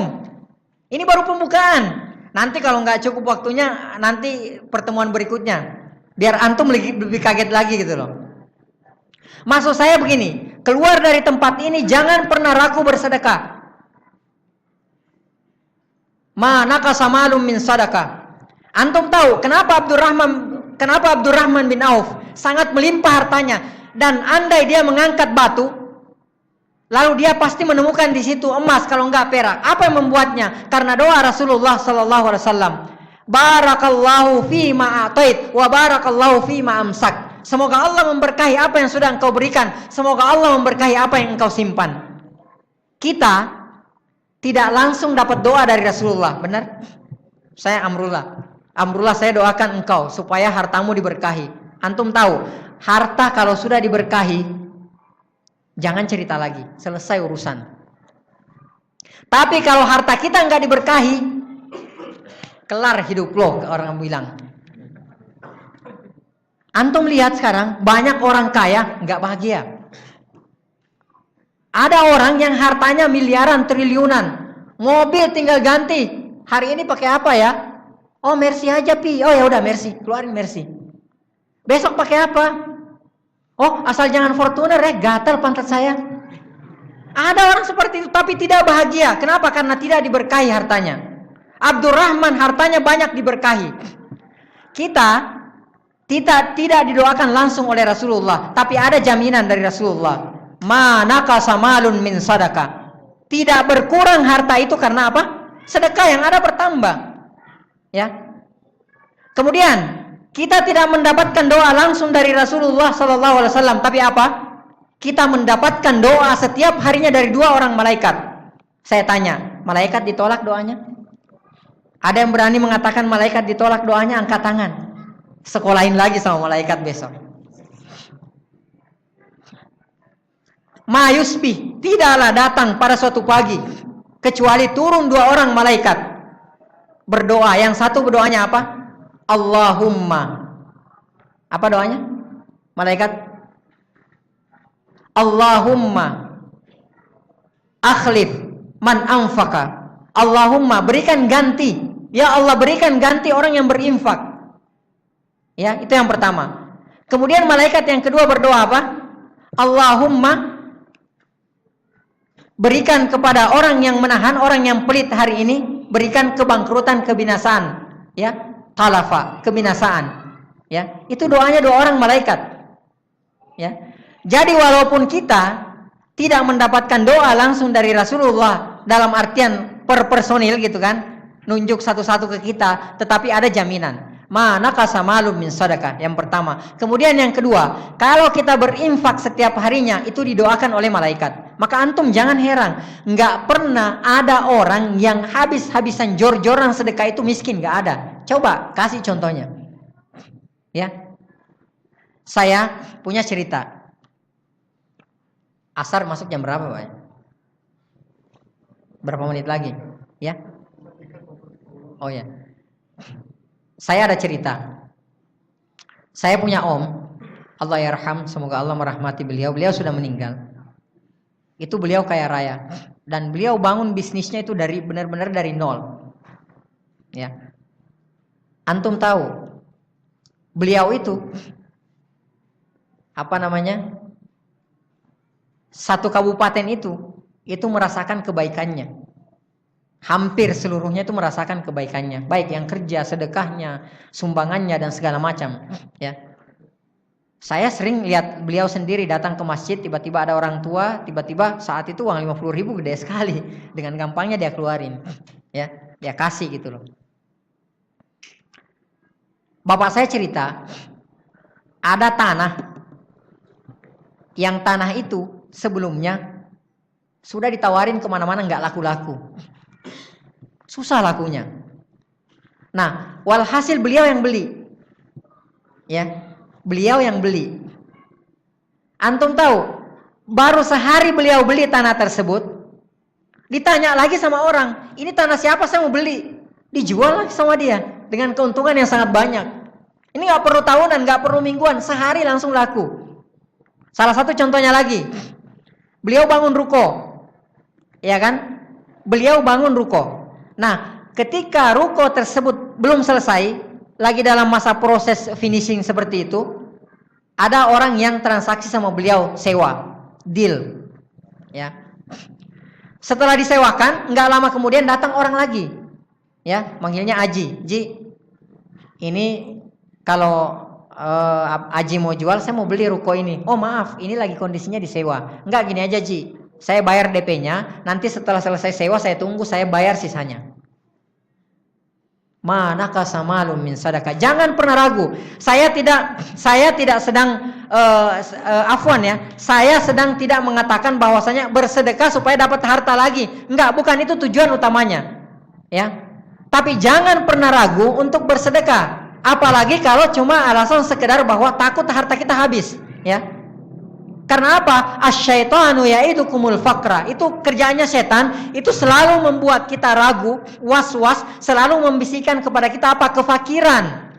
Ya. Bayangkan, ada orang yang punya aset omset miliaran rupiah, nyumbang 1 juta saja susah. Kenapa? Ya. Kenapa? Karena dibisikkan sama setan kefakiran. Oh jangan sayang, emang gampang apa nyari 1 juta? Kan seperti itu. Itu bisikan dari setan. Ya. Tapi Abdurrahman, kita kembali lagi, Abdurrahman bin Auf tidak. Itu pertama ya.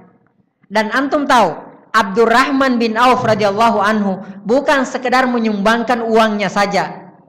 Antum cari semua peperangan yang terjadi pada saat Rasulullah SAW, cari semuanya pasti ada namanya Abdurrahman bin Auf di situ. Antum tahu di perang Uhud bagaimana kiprahnya Abdurrahman bin Auf? Abdurrahman bin Auf pada perang Uhud mengalami luka itu sekitar 20 luka di tubuhnya, dan yang paling besar lukanya itu di kakinya itu pincang, ya, dan sampai tulangnya pecah, patah tulangnya. Kemudian ini rontok giginya di perang Uhud. Pada saat kaum muslimin nyaris mengalami kekalahan di situ, dan Rasulullah diisukan pada saat itu meninggal. Siapa yang berjuang mati-matian membela Rasulullah? Di antaranya adalah Abdurrahman bin Auf. Rontok gigi beliau. Sampai-sampai setelah kejadian tersebut, Abdurrahman bin Auf itu ada beberapa huruf yang hilang, artinya tidak bisa mengucapkan dengan sempurna karena rusak giginya, karena giginya rontok dan mulutnya itu rusak, gerahamnya rusak, ya. Kalau orang kaya sekarang, maaf ya, orang kaya sekarang itu, misalnya nih ada perumahan, besok kita kerja bakti, oh ya udahlah, saya lagi sibuk apa segala macam. Ini saya kirim duit saya aja 500.000 buat konsumsi. Orang udah Masya Allah. Beliau tidak, hartanya semuanya dikorbankan, jiwanya, raganya, semuanya dikorbankan fi sabilillah. Ya. Abdurrahman bin Auf. Sebelum beliau meninggal, beliau pernah, siapkan lagi kalkulator. Beliau pernah berwasiat agar supaya setiap veteran perang Badar, antum tahu perang Badar? Orang yang dalam perang Badar itu, dan Abdurrahman bin Auf ikut dalam perang tersebut. Orang yang ikut dalam perang Badar tersebut, apa kata Rasulullah SAW? Ittala Allahu Ta'ala ila ahli Badar. Allah menengok kepada para pejuang yang hadir pada saat perang Badar. Lalu kemudian Allah berkata kepada mereka, if'alu ma syi'tum. Lakukan apa yang kalian mau lakukan. Fa inni qad ghafartu lakum. Saya sudah mengampuni kalian. Makanya ada salah seorang sahabat Ibnu Balta'ah yang ketika Rasulullah hendak Fathu Makkah, ketika hendak terjadi Fathu Makkah, itu Rasulullah mengirim pasukan dan dibocorkan oleh Ibnu Balta'ah sebelum pasukan tersebut sampai dibocorkan terhadap orang-orang yang ada di Mekah bahwa Rasulullah lagi menuju ke Mekah. Umar hendak membunuh Ibnu Balta'ah. Lalu kata Rasulullah jangan. Rasulullah mencegah untuk membunuh walaupun dia mengkhianat. Kenapa? Karena dia hadir pada perang Badar dan dia sudah diampunkan dosanya oleh Allah Subhanahu wa taala. Orang yang hadir pada perang Badar sudah dijamin. Ini Allah sendiri yang ngomong, kata Rasulullah, if'alu ma syi'tum, lakukan terserah apa aja yang kalian mau lakukan. Fa inni qad ghafartu lakum. Saya sudah mengampuni dosa-dosa kalian semuanya. Abdurrahman termasuk di dalamnya. Dan Abdurrahman berpesan kepada keluarganya bahwa ketika nanti saya meninggal, semua veteran perang Badar itu tolong dikasihkan per orang 400 dinar. Dan begitu beliau meninggal, ada sekitar 100 orang veteran perang Badar. 400 kali 100 berapa? 40.000 kali 4,25 berapa? Ayo Pak, mau dibantu. Berapa? 170.000. 170.000 kali 500.000 berapa? Hah? 85 miliar wasiat. Ya. Baru dua cerita ya. Ini sudah berapa miliar? Orang mana sekarang Pak yang punya uang sebanyak itu gitu loh. Orang-orang tertentu aja tentunya. Ya. Abdurrahman bin Auf, asetnya itu dihitung bukan yang tinggal tapi yang sudah dia infakkan, makanya terkenal gitu loh. Dan gampang sekali. Hari ini Abdurrahman bin Auf menafkahkan misalnya 1 emas peti, besok nggak tahu dari mana datang lagi 2 peti emas. Itulah makanya beliau benci sebenarnya, tapi datang terus gitu loh. Ini tanda kutip ya. Ya. Pernah suatu ketika ini kota Madinah gempar. Ya. Berapa menit lagi ya? Afwan. 2 menit lagi. Insyaallah kita lanjut sedikit. Pernah suatu ketika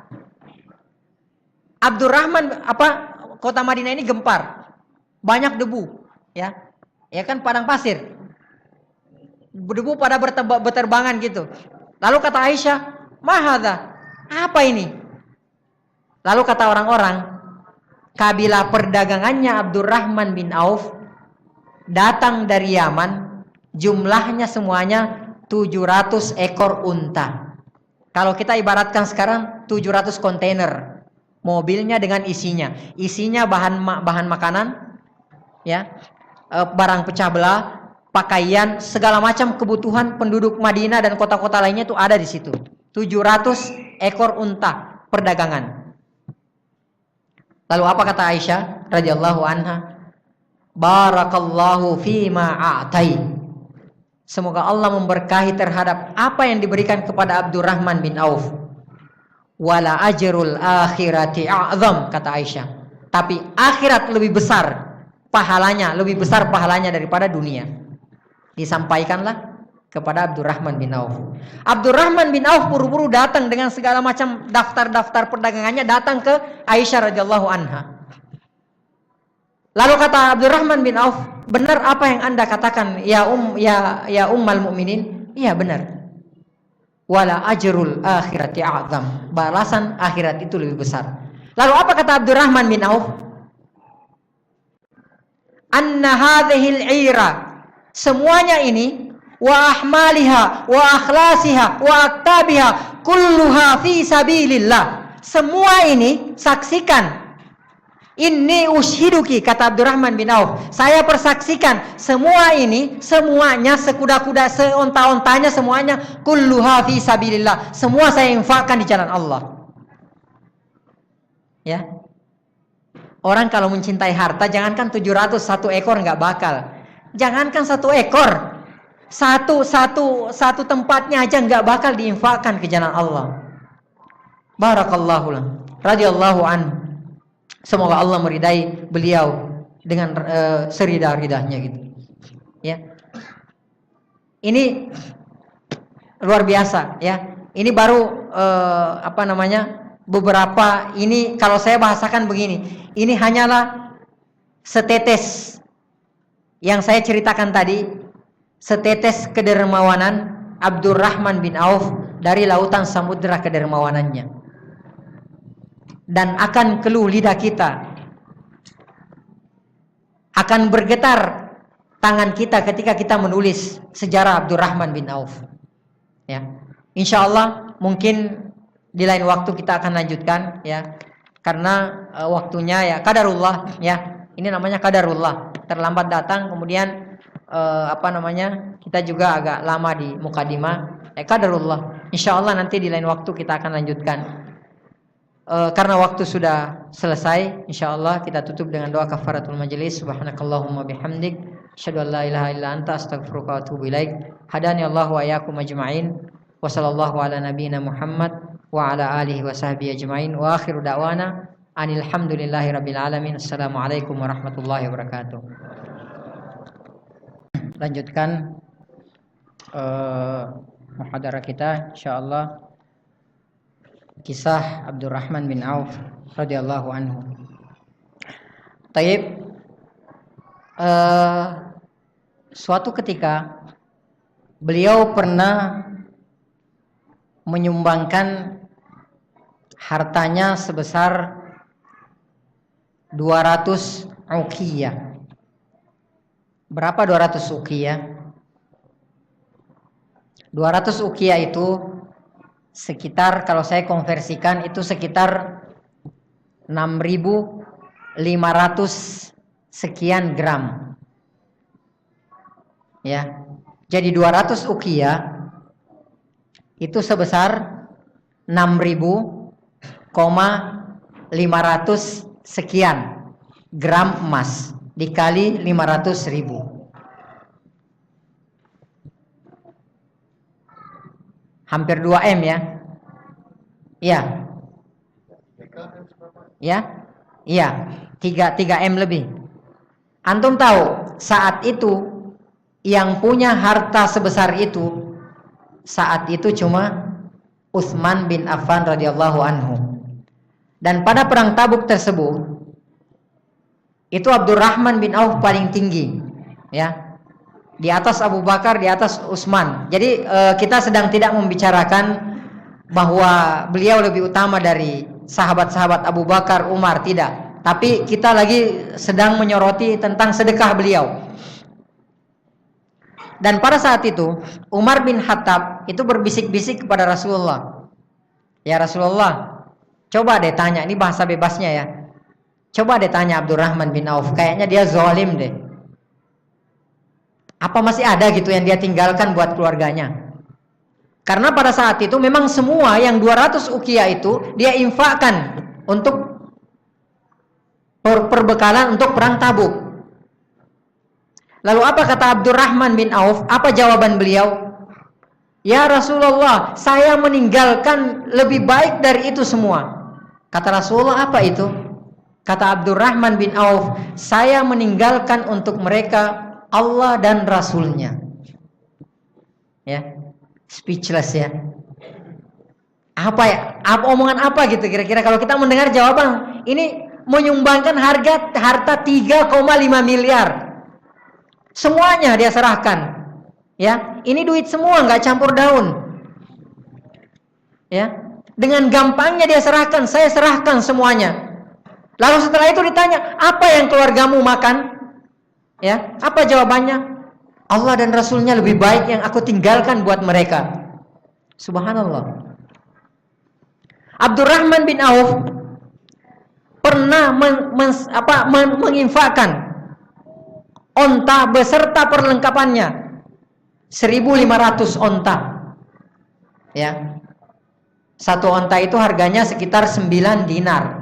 9 kali 4,25 berapa? Ya, 1.500 mujahazah. Berikut dengan perlengkapan-perlengkapannya. Ya. Abdurrahman bin Auf orang kaya raya. Dan hampir seluruh kota Madinah ikut merasakan kekayaannya Abdurrahman bin Auf. Jadi Abdurrahman bin Auf itu nggak kaya sendiri, nggak senang sendiri.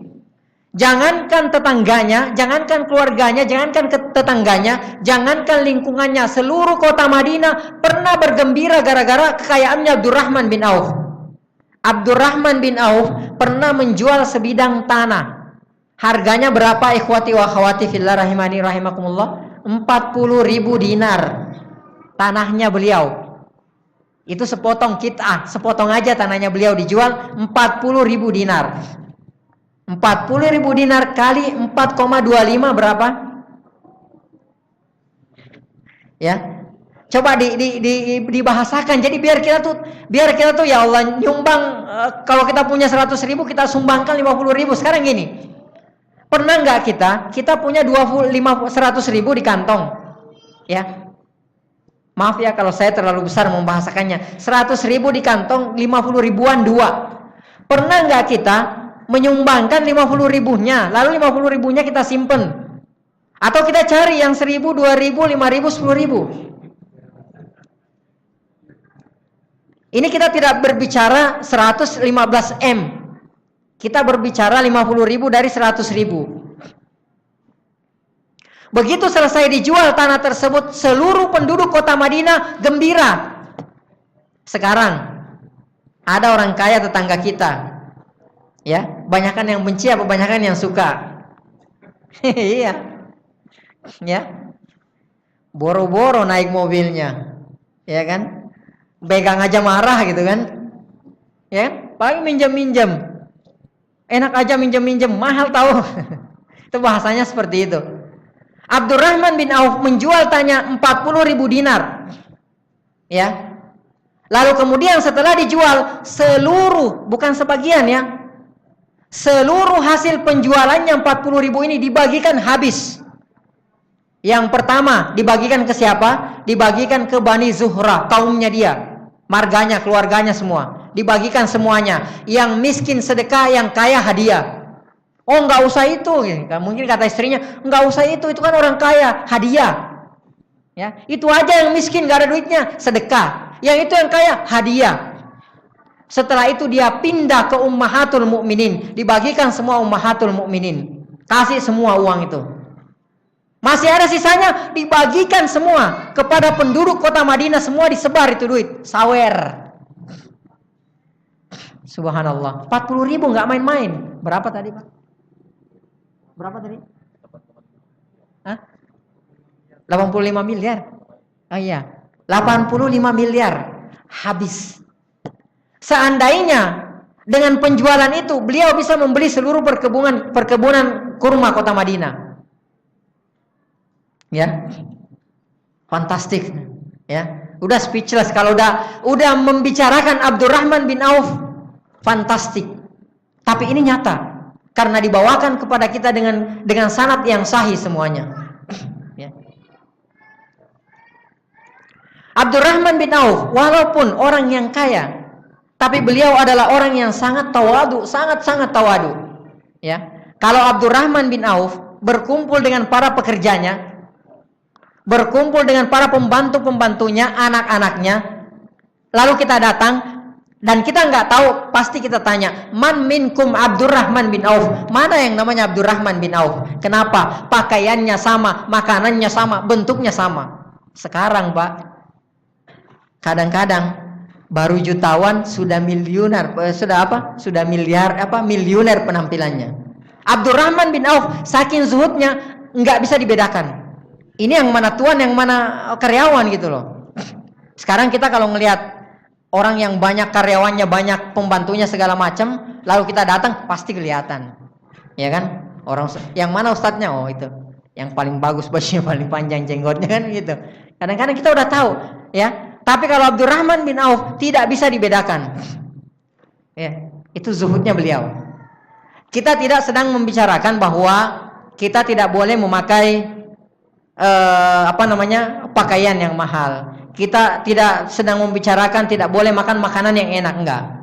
Ini kita sedang membicarakan zuhud, bukan begitu. Zuhud yang pertama, zuhud jangan makan yang harta yang haram. Yang kedua, ya, jangan makan sendiri, bagikan kepada fakir miskin, bagikan kepada keluarga biar mereka juga merasakan apa yang kita rasakan, ya. Kita tidak sedang bilang bahwa mengharamkan sesuatu yang halal. Antum tahu Abu Hanifah itu punya mantel pernah dipakai sama beliau, harganya 300 dinar. 300 dinar, tahu kan Imam Abu Hanifah? Sezaman dengan Imam Malik, imam besar, beliau meninggal, Imam Syafi'i lahir. Ya, beliau punya mantel itu harganya 300 dinar. Ya, ntar habis ini ummahatnya ngomong sama bapak-bapaknya tuh, berarti boleh beli tas yang harganya 60 juta. Bukan saya ngajarin. Ya. 300 kali 4,25 berapa? 600 juta mungkin ya. Ya. Antum tahu Imam Abu Hanifah itu beliau setiap menghadiri majelis, jadi pakai misalnya baju yang ini, jangan berharap besok lihat lagi baju yang sama. Nggak pernah dipakai bajunya 2 kali. Begitu keluar dari selesai sampai rumahnya dilepas kasih orang. Besok baru lagi. Besok keluar lagi, paling kasih orang lagi, baru lagi. Imam Abu Hanifah rahimahullahu taala, beliau begitu meninggal sendalnya ada 20 pasang. Ya, jadi mungkin pakai sore warna apa segala macam. Imam Abu Hanifah. Tapi dengan catatan ya, mereka ini nggak pelit, mereka kaya tapi nggak pelit. Ya. Beliau ya pengusaha. Jadi bukan sekedar imam yang diakui sebagai imam fikih gitu kan, sezaman dengan Imam Malik ya. Yang tidak jauh berbeda dengan Imam Malik dari segi keilmuan dan keimanannya, Masya Allah, ya kan? Tapi beliau sangat luar biasa gitu. Bayangkan baju tidak pernah berulang, ya. Itu saking kayanya. Beliau adalah pengusaha garment. Dan antum tahu, beliau yang membiayai murid-muridnya. Ada orang belajar misalnya nih, gak punya kitab, beliin, ya. Beda kayak kita sekarang. Ustadznya ya enggak ini ya. Ini masalah sensitif ya. Ya. Ini jadi zuhud itu bukan itu. Ya. Karena begini, Abdurrahman bin Auf ya, itu kekayaannya, kesenangannya itu dirasakan juga oleh orang lain. Ya. Orang yang paling celaka itu, orang yang paling sengsara itu adalah ketika dia bergeliman dengan harta, ya, sedangkan kerabatnya, keluarganya hidup dalam kondisi kekurangan.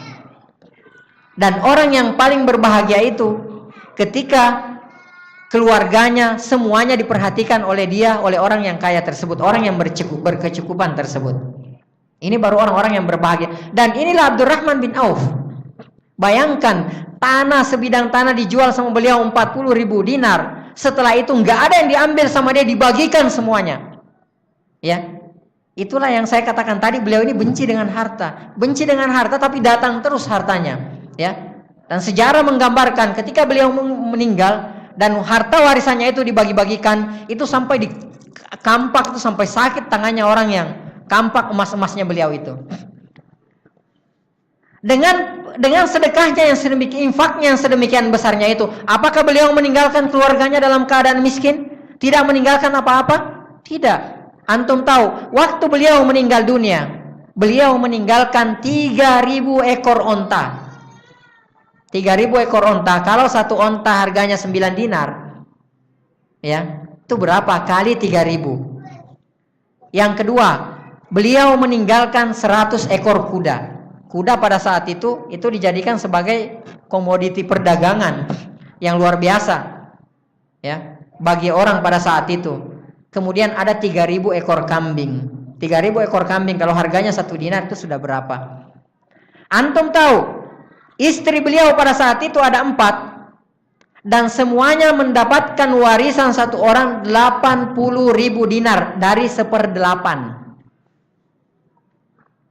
Dari 1/8 hartanya beliau, istrinya itu 1 orang, bukan rame-rame. 1 orang mendapatkan 80.000 dinar. Gak usah dikali lagi ya, nanti antum catat aja nanti di rumah PR.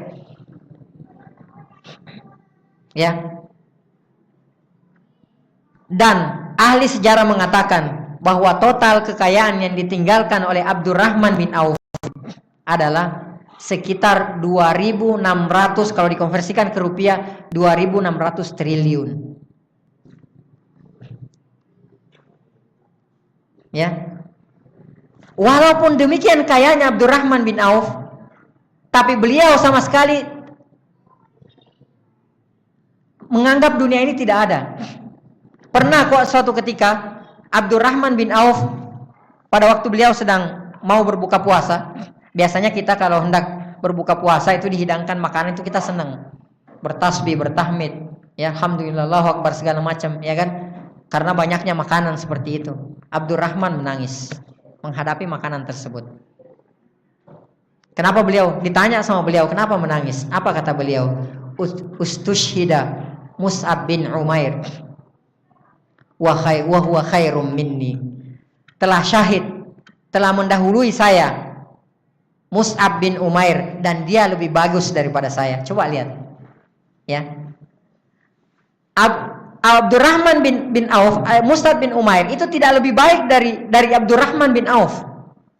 Tapi beliau mengatakan dia lebih bagus dari saya, dia lebih baik dari saya. Ya. Meninggal, dikafankan, kafannya itu ditutupkan kepalanya, kakinya kelihatan. Ditarik ke kakinya, kepalanya kelihatan. Saking miskinnya orang-orang pada saat itu. Dan beliau mengatakan pula bahwasanya telah mati syahid Hamzah, ya, pamannya Rasulullah SAW. Sedangkan dia lebih baik daripada saya, ya, yang dikafani dengan cuma 1 lembar kain kafan saja. Itu beliau katakan seperti itu. Lalu fa'amara ayyarfa'at ta'am. Lalu beliau memerintahkan mengangkat makanan, lalu kemudian menangis sejadi-jadinya. Pernah juga beliau radhiyallahu anhu menangis menghadapi makanan juga, ya. Makanya ikhwati wa akhwati fillah rahimani wa rahimakumullah jami'ah, itu kenapa orang-orang berpuasa, ya, berpuasa sunnah itu dalam rangka untuk memupuk hati kita untuk merasakan penderitaan orang-orang yang ada di sekeliling kita. Dan alhamdulillah kita kaum muslimin banyak yang melakukan itu. Itu dalam rangka itu, ya. Karena apalah gunanya kekayaan yang kita miliki ketika kita kaya tetapi cuma kita sendiri yang merasakan, ya. Orang-orang yang ada di sekitar kita, keluarga kita, apalagi kerabat kita terutama tidak merasakan itu, maka itu orang yang paling celaka, ya. Karena tidak bisa merasakan, dia merasakan kekayaannya sendiri. Abdurrahman bin Auf suatu ketika menghadapi makanan bersama teman-temannya menangis. Lalu ditanya sama teman-temannya, "Ma yubkika ya Abu Muhammad?" Apa yang membuat engkau menangis wahai Abu Muhammad? Gelar kunya beliau. Lalu apa kata beliau? Mata Rasulullah sallallahu alaihi wasallam. Sampai beliau meninggal, beliau tidak pernah kenyang dengan khubz min syair, dengan khubz roti dari syair. Syair ini kayak jeraut, ya, di bawah daripada gandum atau padi yang sekarang itu kalau di Arab sekarang cuma dijadikan sebagai bahan makanan buat ternak. Kata Abdurrahman bin Auf, Rasulullah SAW meninggal dan beliau tidak pernah kenyang dari roti syair yang terdiri dari roti syair ini. Lalu kemudian beliau menangis. Itulah Abdurrahman bin Auf, ya. Terlalu banyak, ya, terlalu banyak kisah kedermawanan Abdurrahman bin Auf yang seandainya mau dituliskan satu persatu, ikhwati wa akhwati fillah rahimani wa rahimakumullah jami'an, niscaya seolah-olah tinta itu tidak cukup untuk menceritakan bagaimana kedermawanan beliau radhiyallahu anhu, ya. Jadi di sini kita tidak sedang menekankan atau kita tidak sedang membicarakan betapa banyak hartanya beliau, tapi yang kita bicarakan, yang kita tekankan di sini, dan semoga nanti kita keluar dari sini yang kita tekankan, yang kita ambil pelajarannya adalah bagaimana kita meniru keteladanan beliau radhiyallahu anhu dalam bersedekah, ya. Jangan takut, ya. Enggak ada orang yang miskin dengan sedekah. Manakah samalum min sedekah, ya. Kalau misalnya kita mau hidup berdampingan dengan Abdurrahman bin Auf radhiyallahu anhu, maka caranya adalah teladani kisah beliau. Karena apa? Mereka adalah para sahabat yang sudah diridai oleh Allah Subhanahu wa taala. Nah, ketika kita ikut mengikuti cara mereka dalam bersedekah, dalam beribadah, dan dalam segala macam hal, kita ikuti mereka, maka kita juga akan dijadikan sebagai orang yang diridai oleh Allah Subhanahu wa taala. Mungkin apa yang bisa saya sampaikan pada saat ini cukup sampai di sini, karena mungkin juga yang lain ada keperluan, ya. Dan ini sebenarnya di luar daripada jadwal kita, ya, tapi nggak apa-apalah. Qadarullah, macet apa segala macam gitu kan. Insya Allah di lain waktu kita bisa lanjutkan. Jika ada sumur di ladang, boleh kita menumpang mandi. Jika ada umur panjang, boleh kita jumpa lagi. Ya sesekali, ya, nggak jelek kok, ya. Apa yang kurang itu datangnya dari saya pribadi, dari kurangnya ilmu saya. Apa yang salah, yang keliru itu datangnya dari saya pribadi dan dari syaitan, dari kekurangan ilmu saya. Dan apa yang benar itu semuanya dari Allah Subhanahu wa taala. Kita tutup dengan doa kafaratul majlis. Subhanakallahumma bihamdik, asyhadu an la ilaha illa anta, astaghfiruka wa atubu ilaik. Hadanallahu wa iyyakum ajmain. Wa sallallahu ala nabiyyina Muhammad wa akhiru da'wana anil hamdulillahi rabbil alamin. Assalamualaikum warahmatullahi wabarakatuh.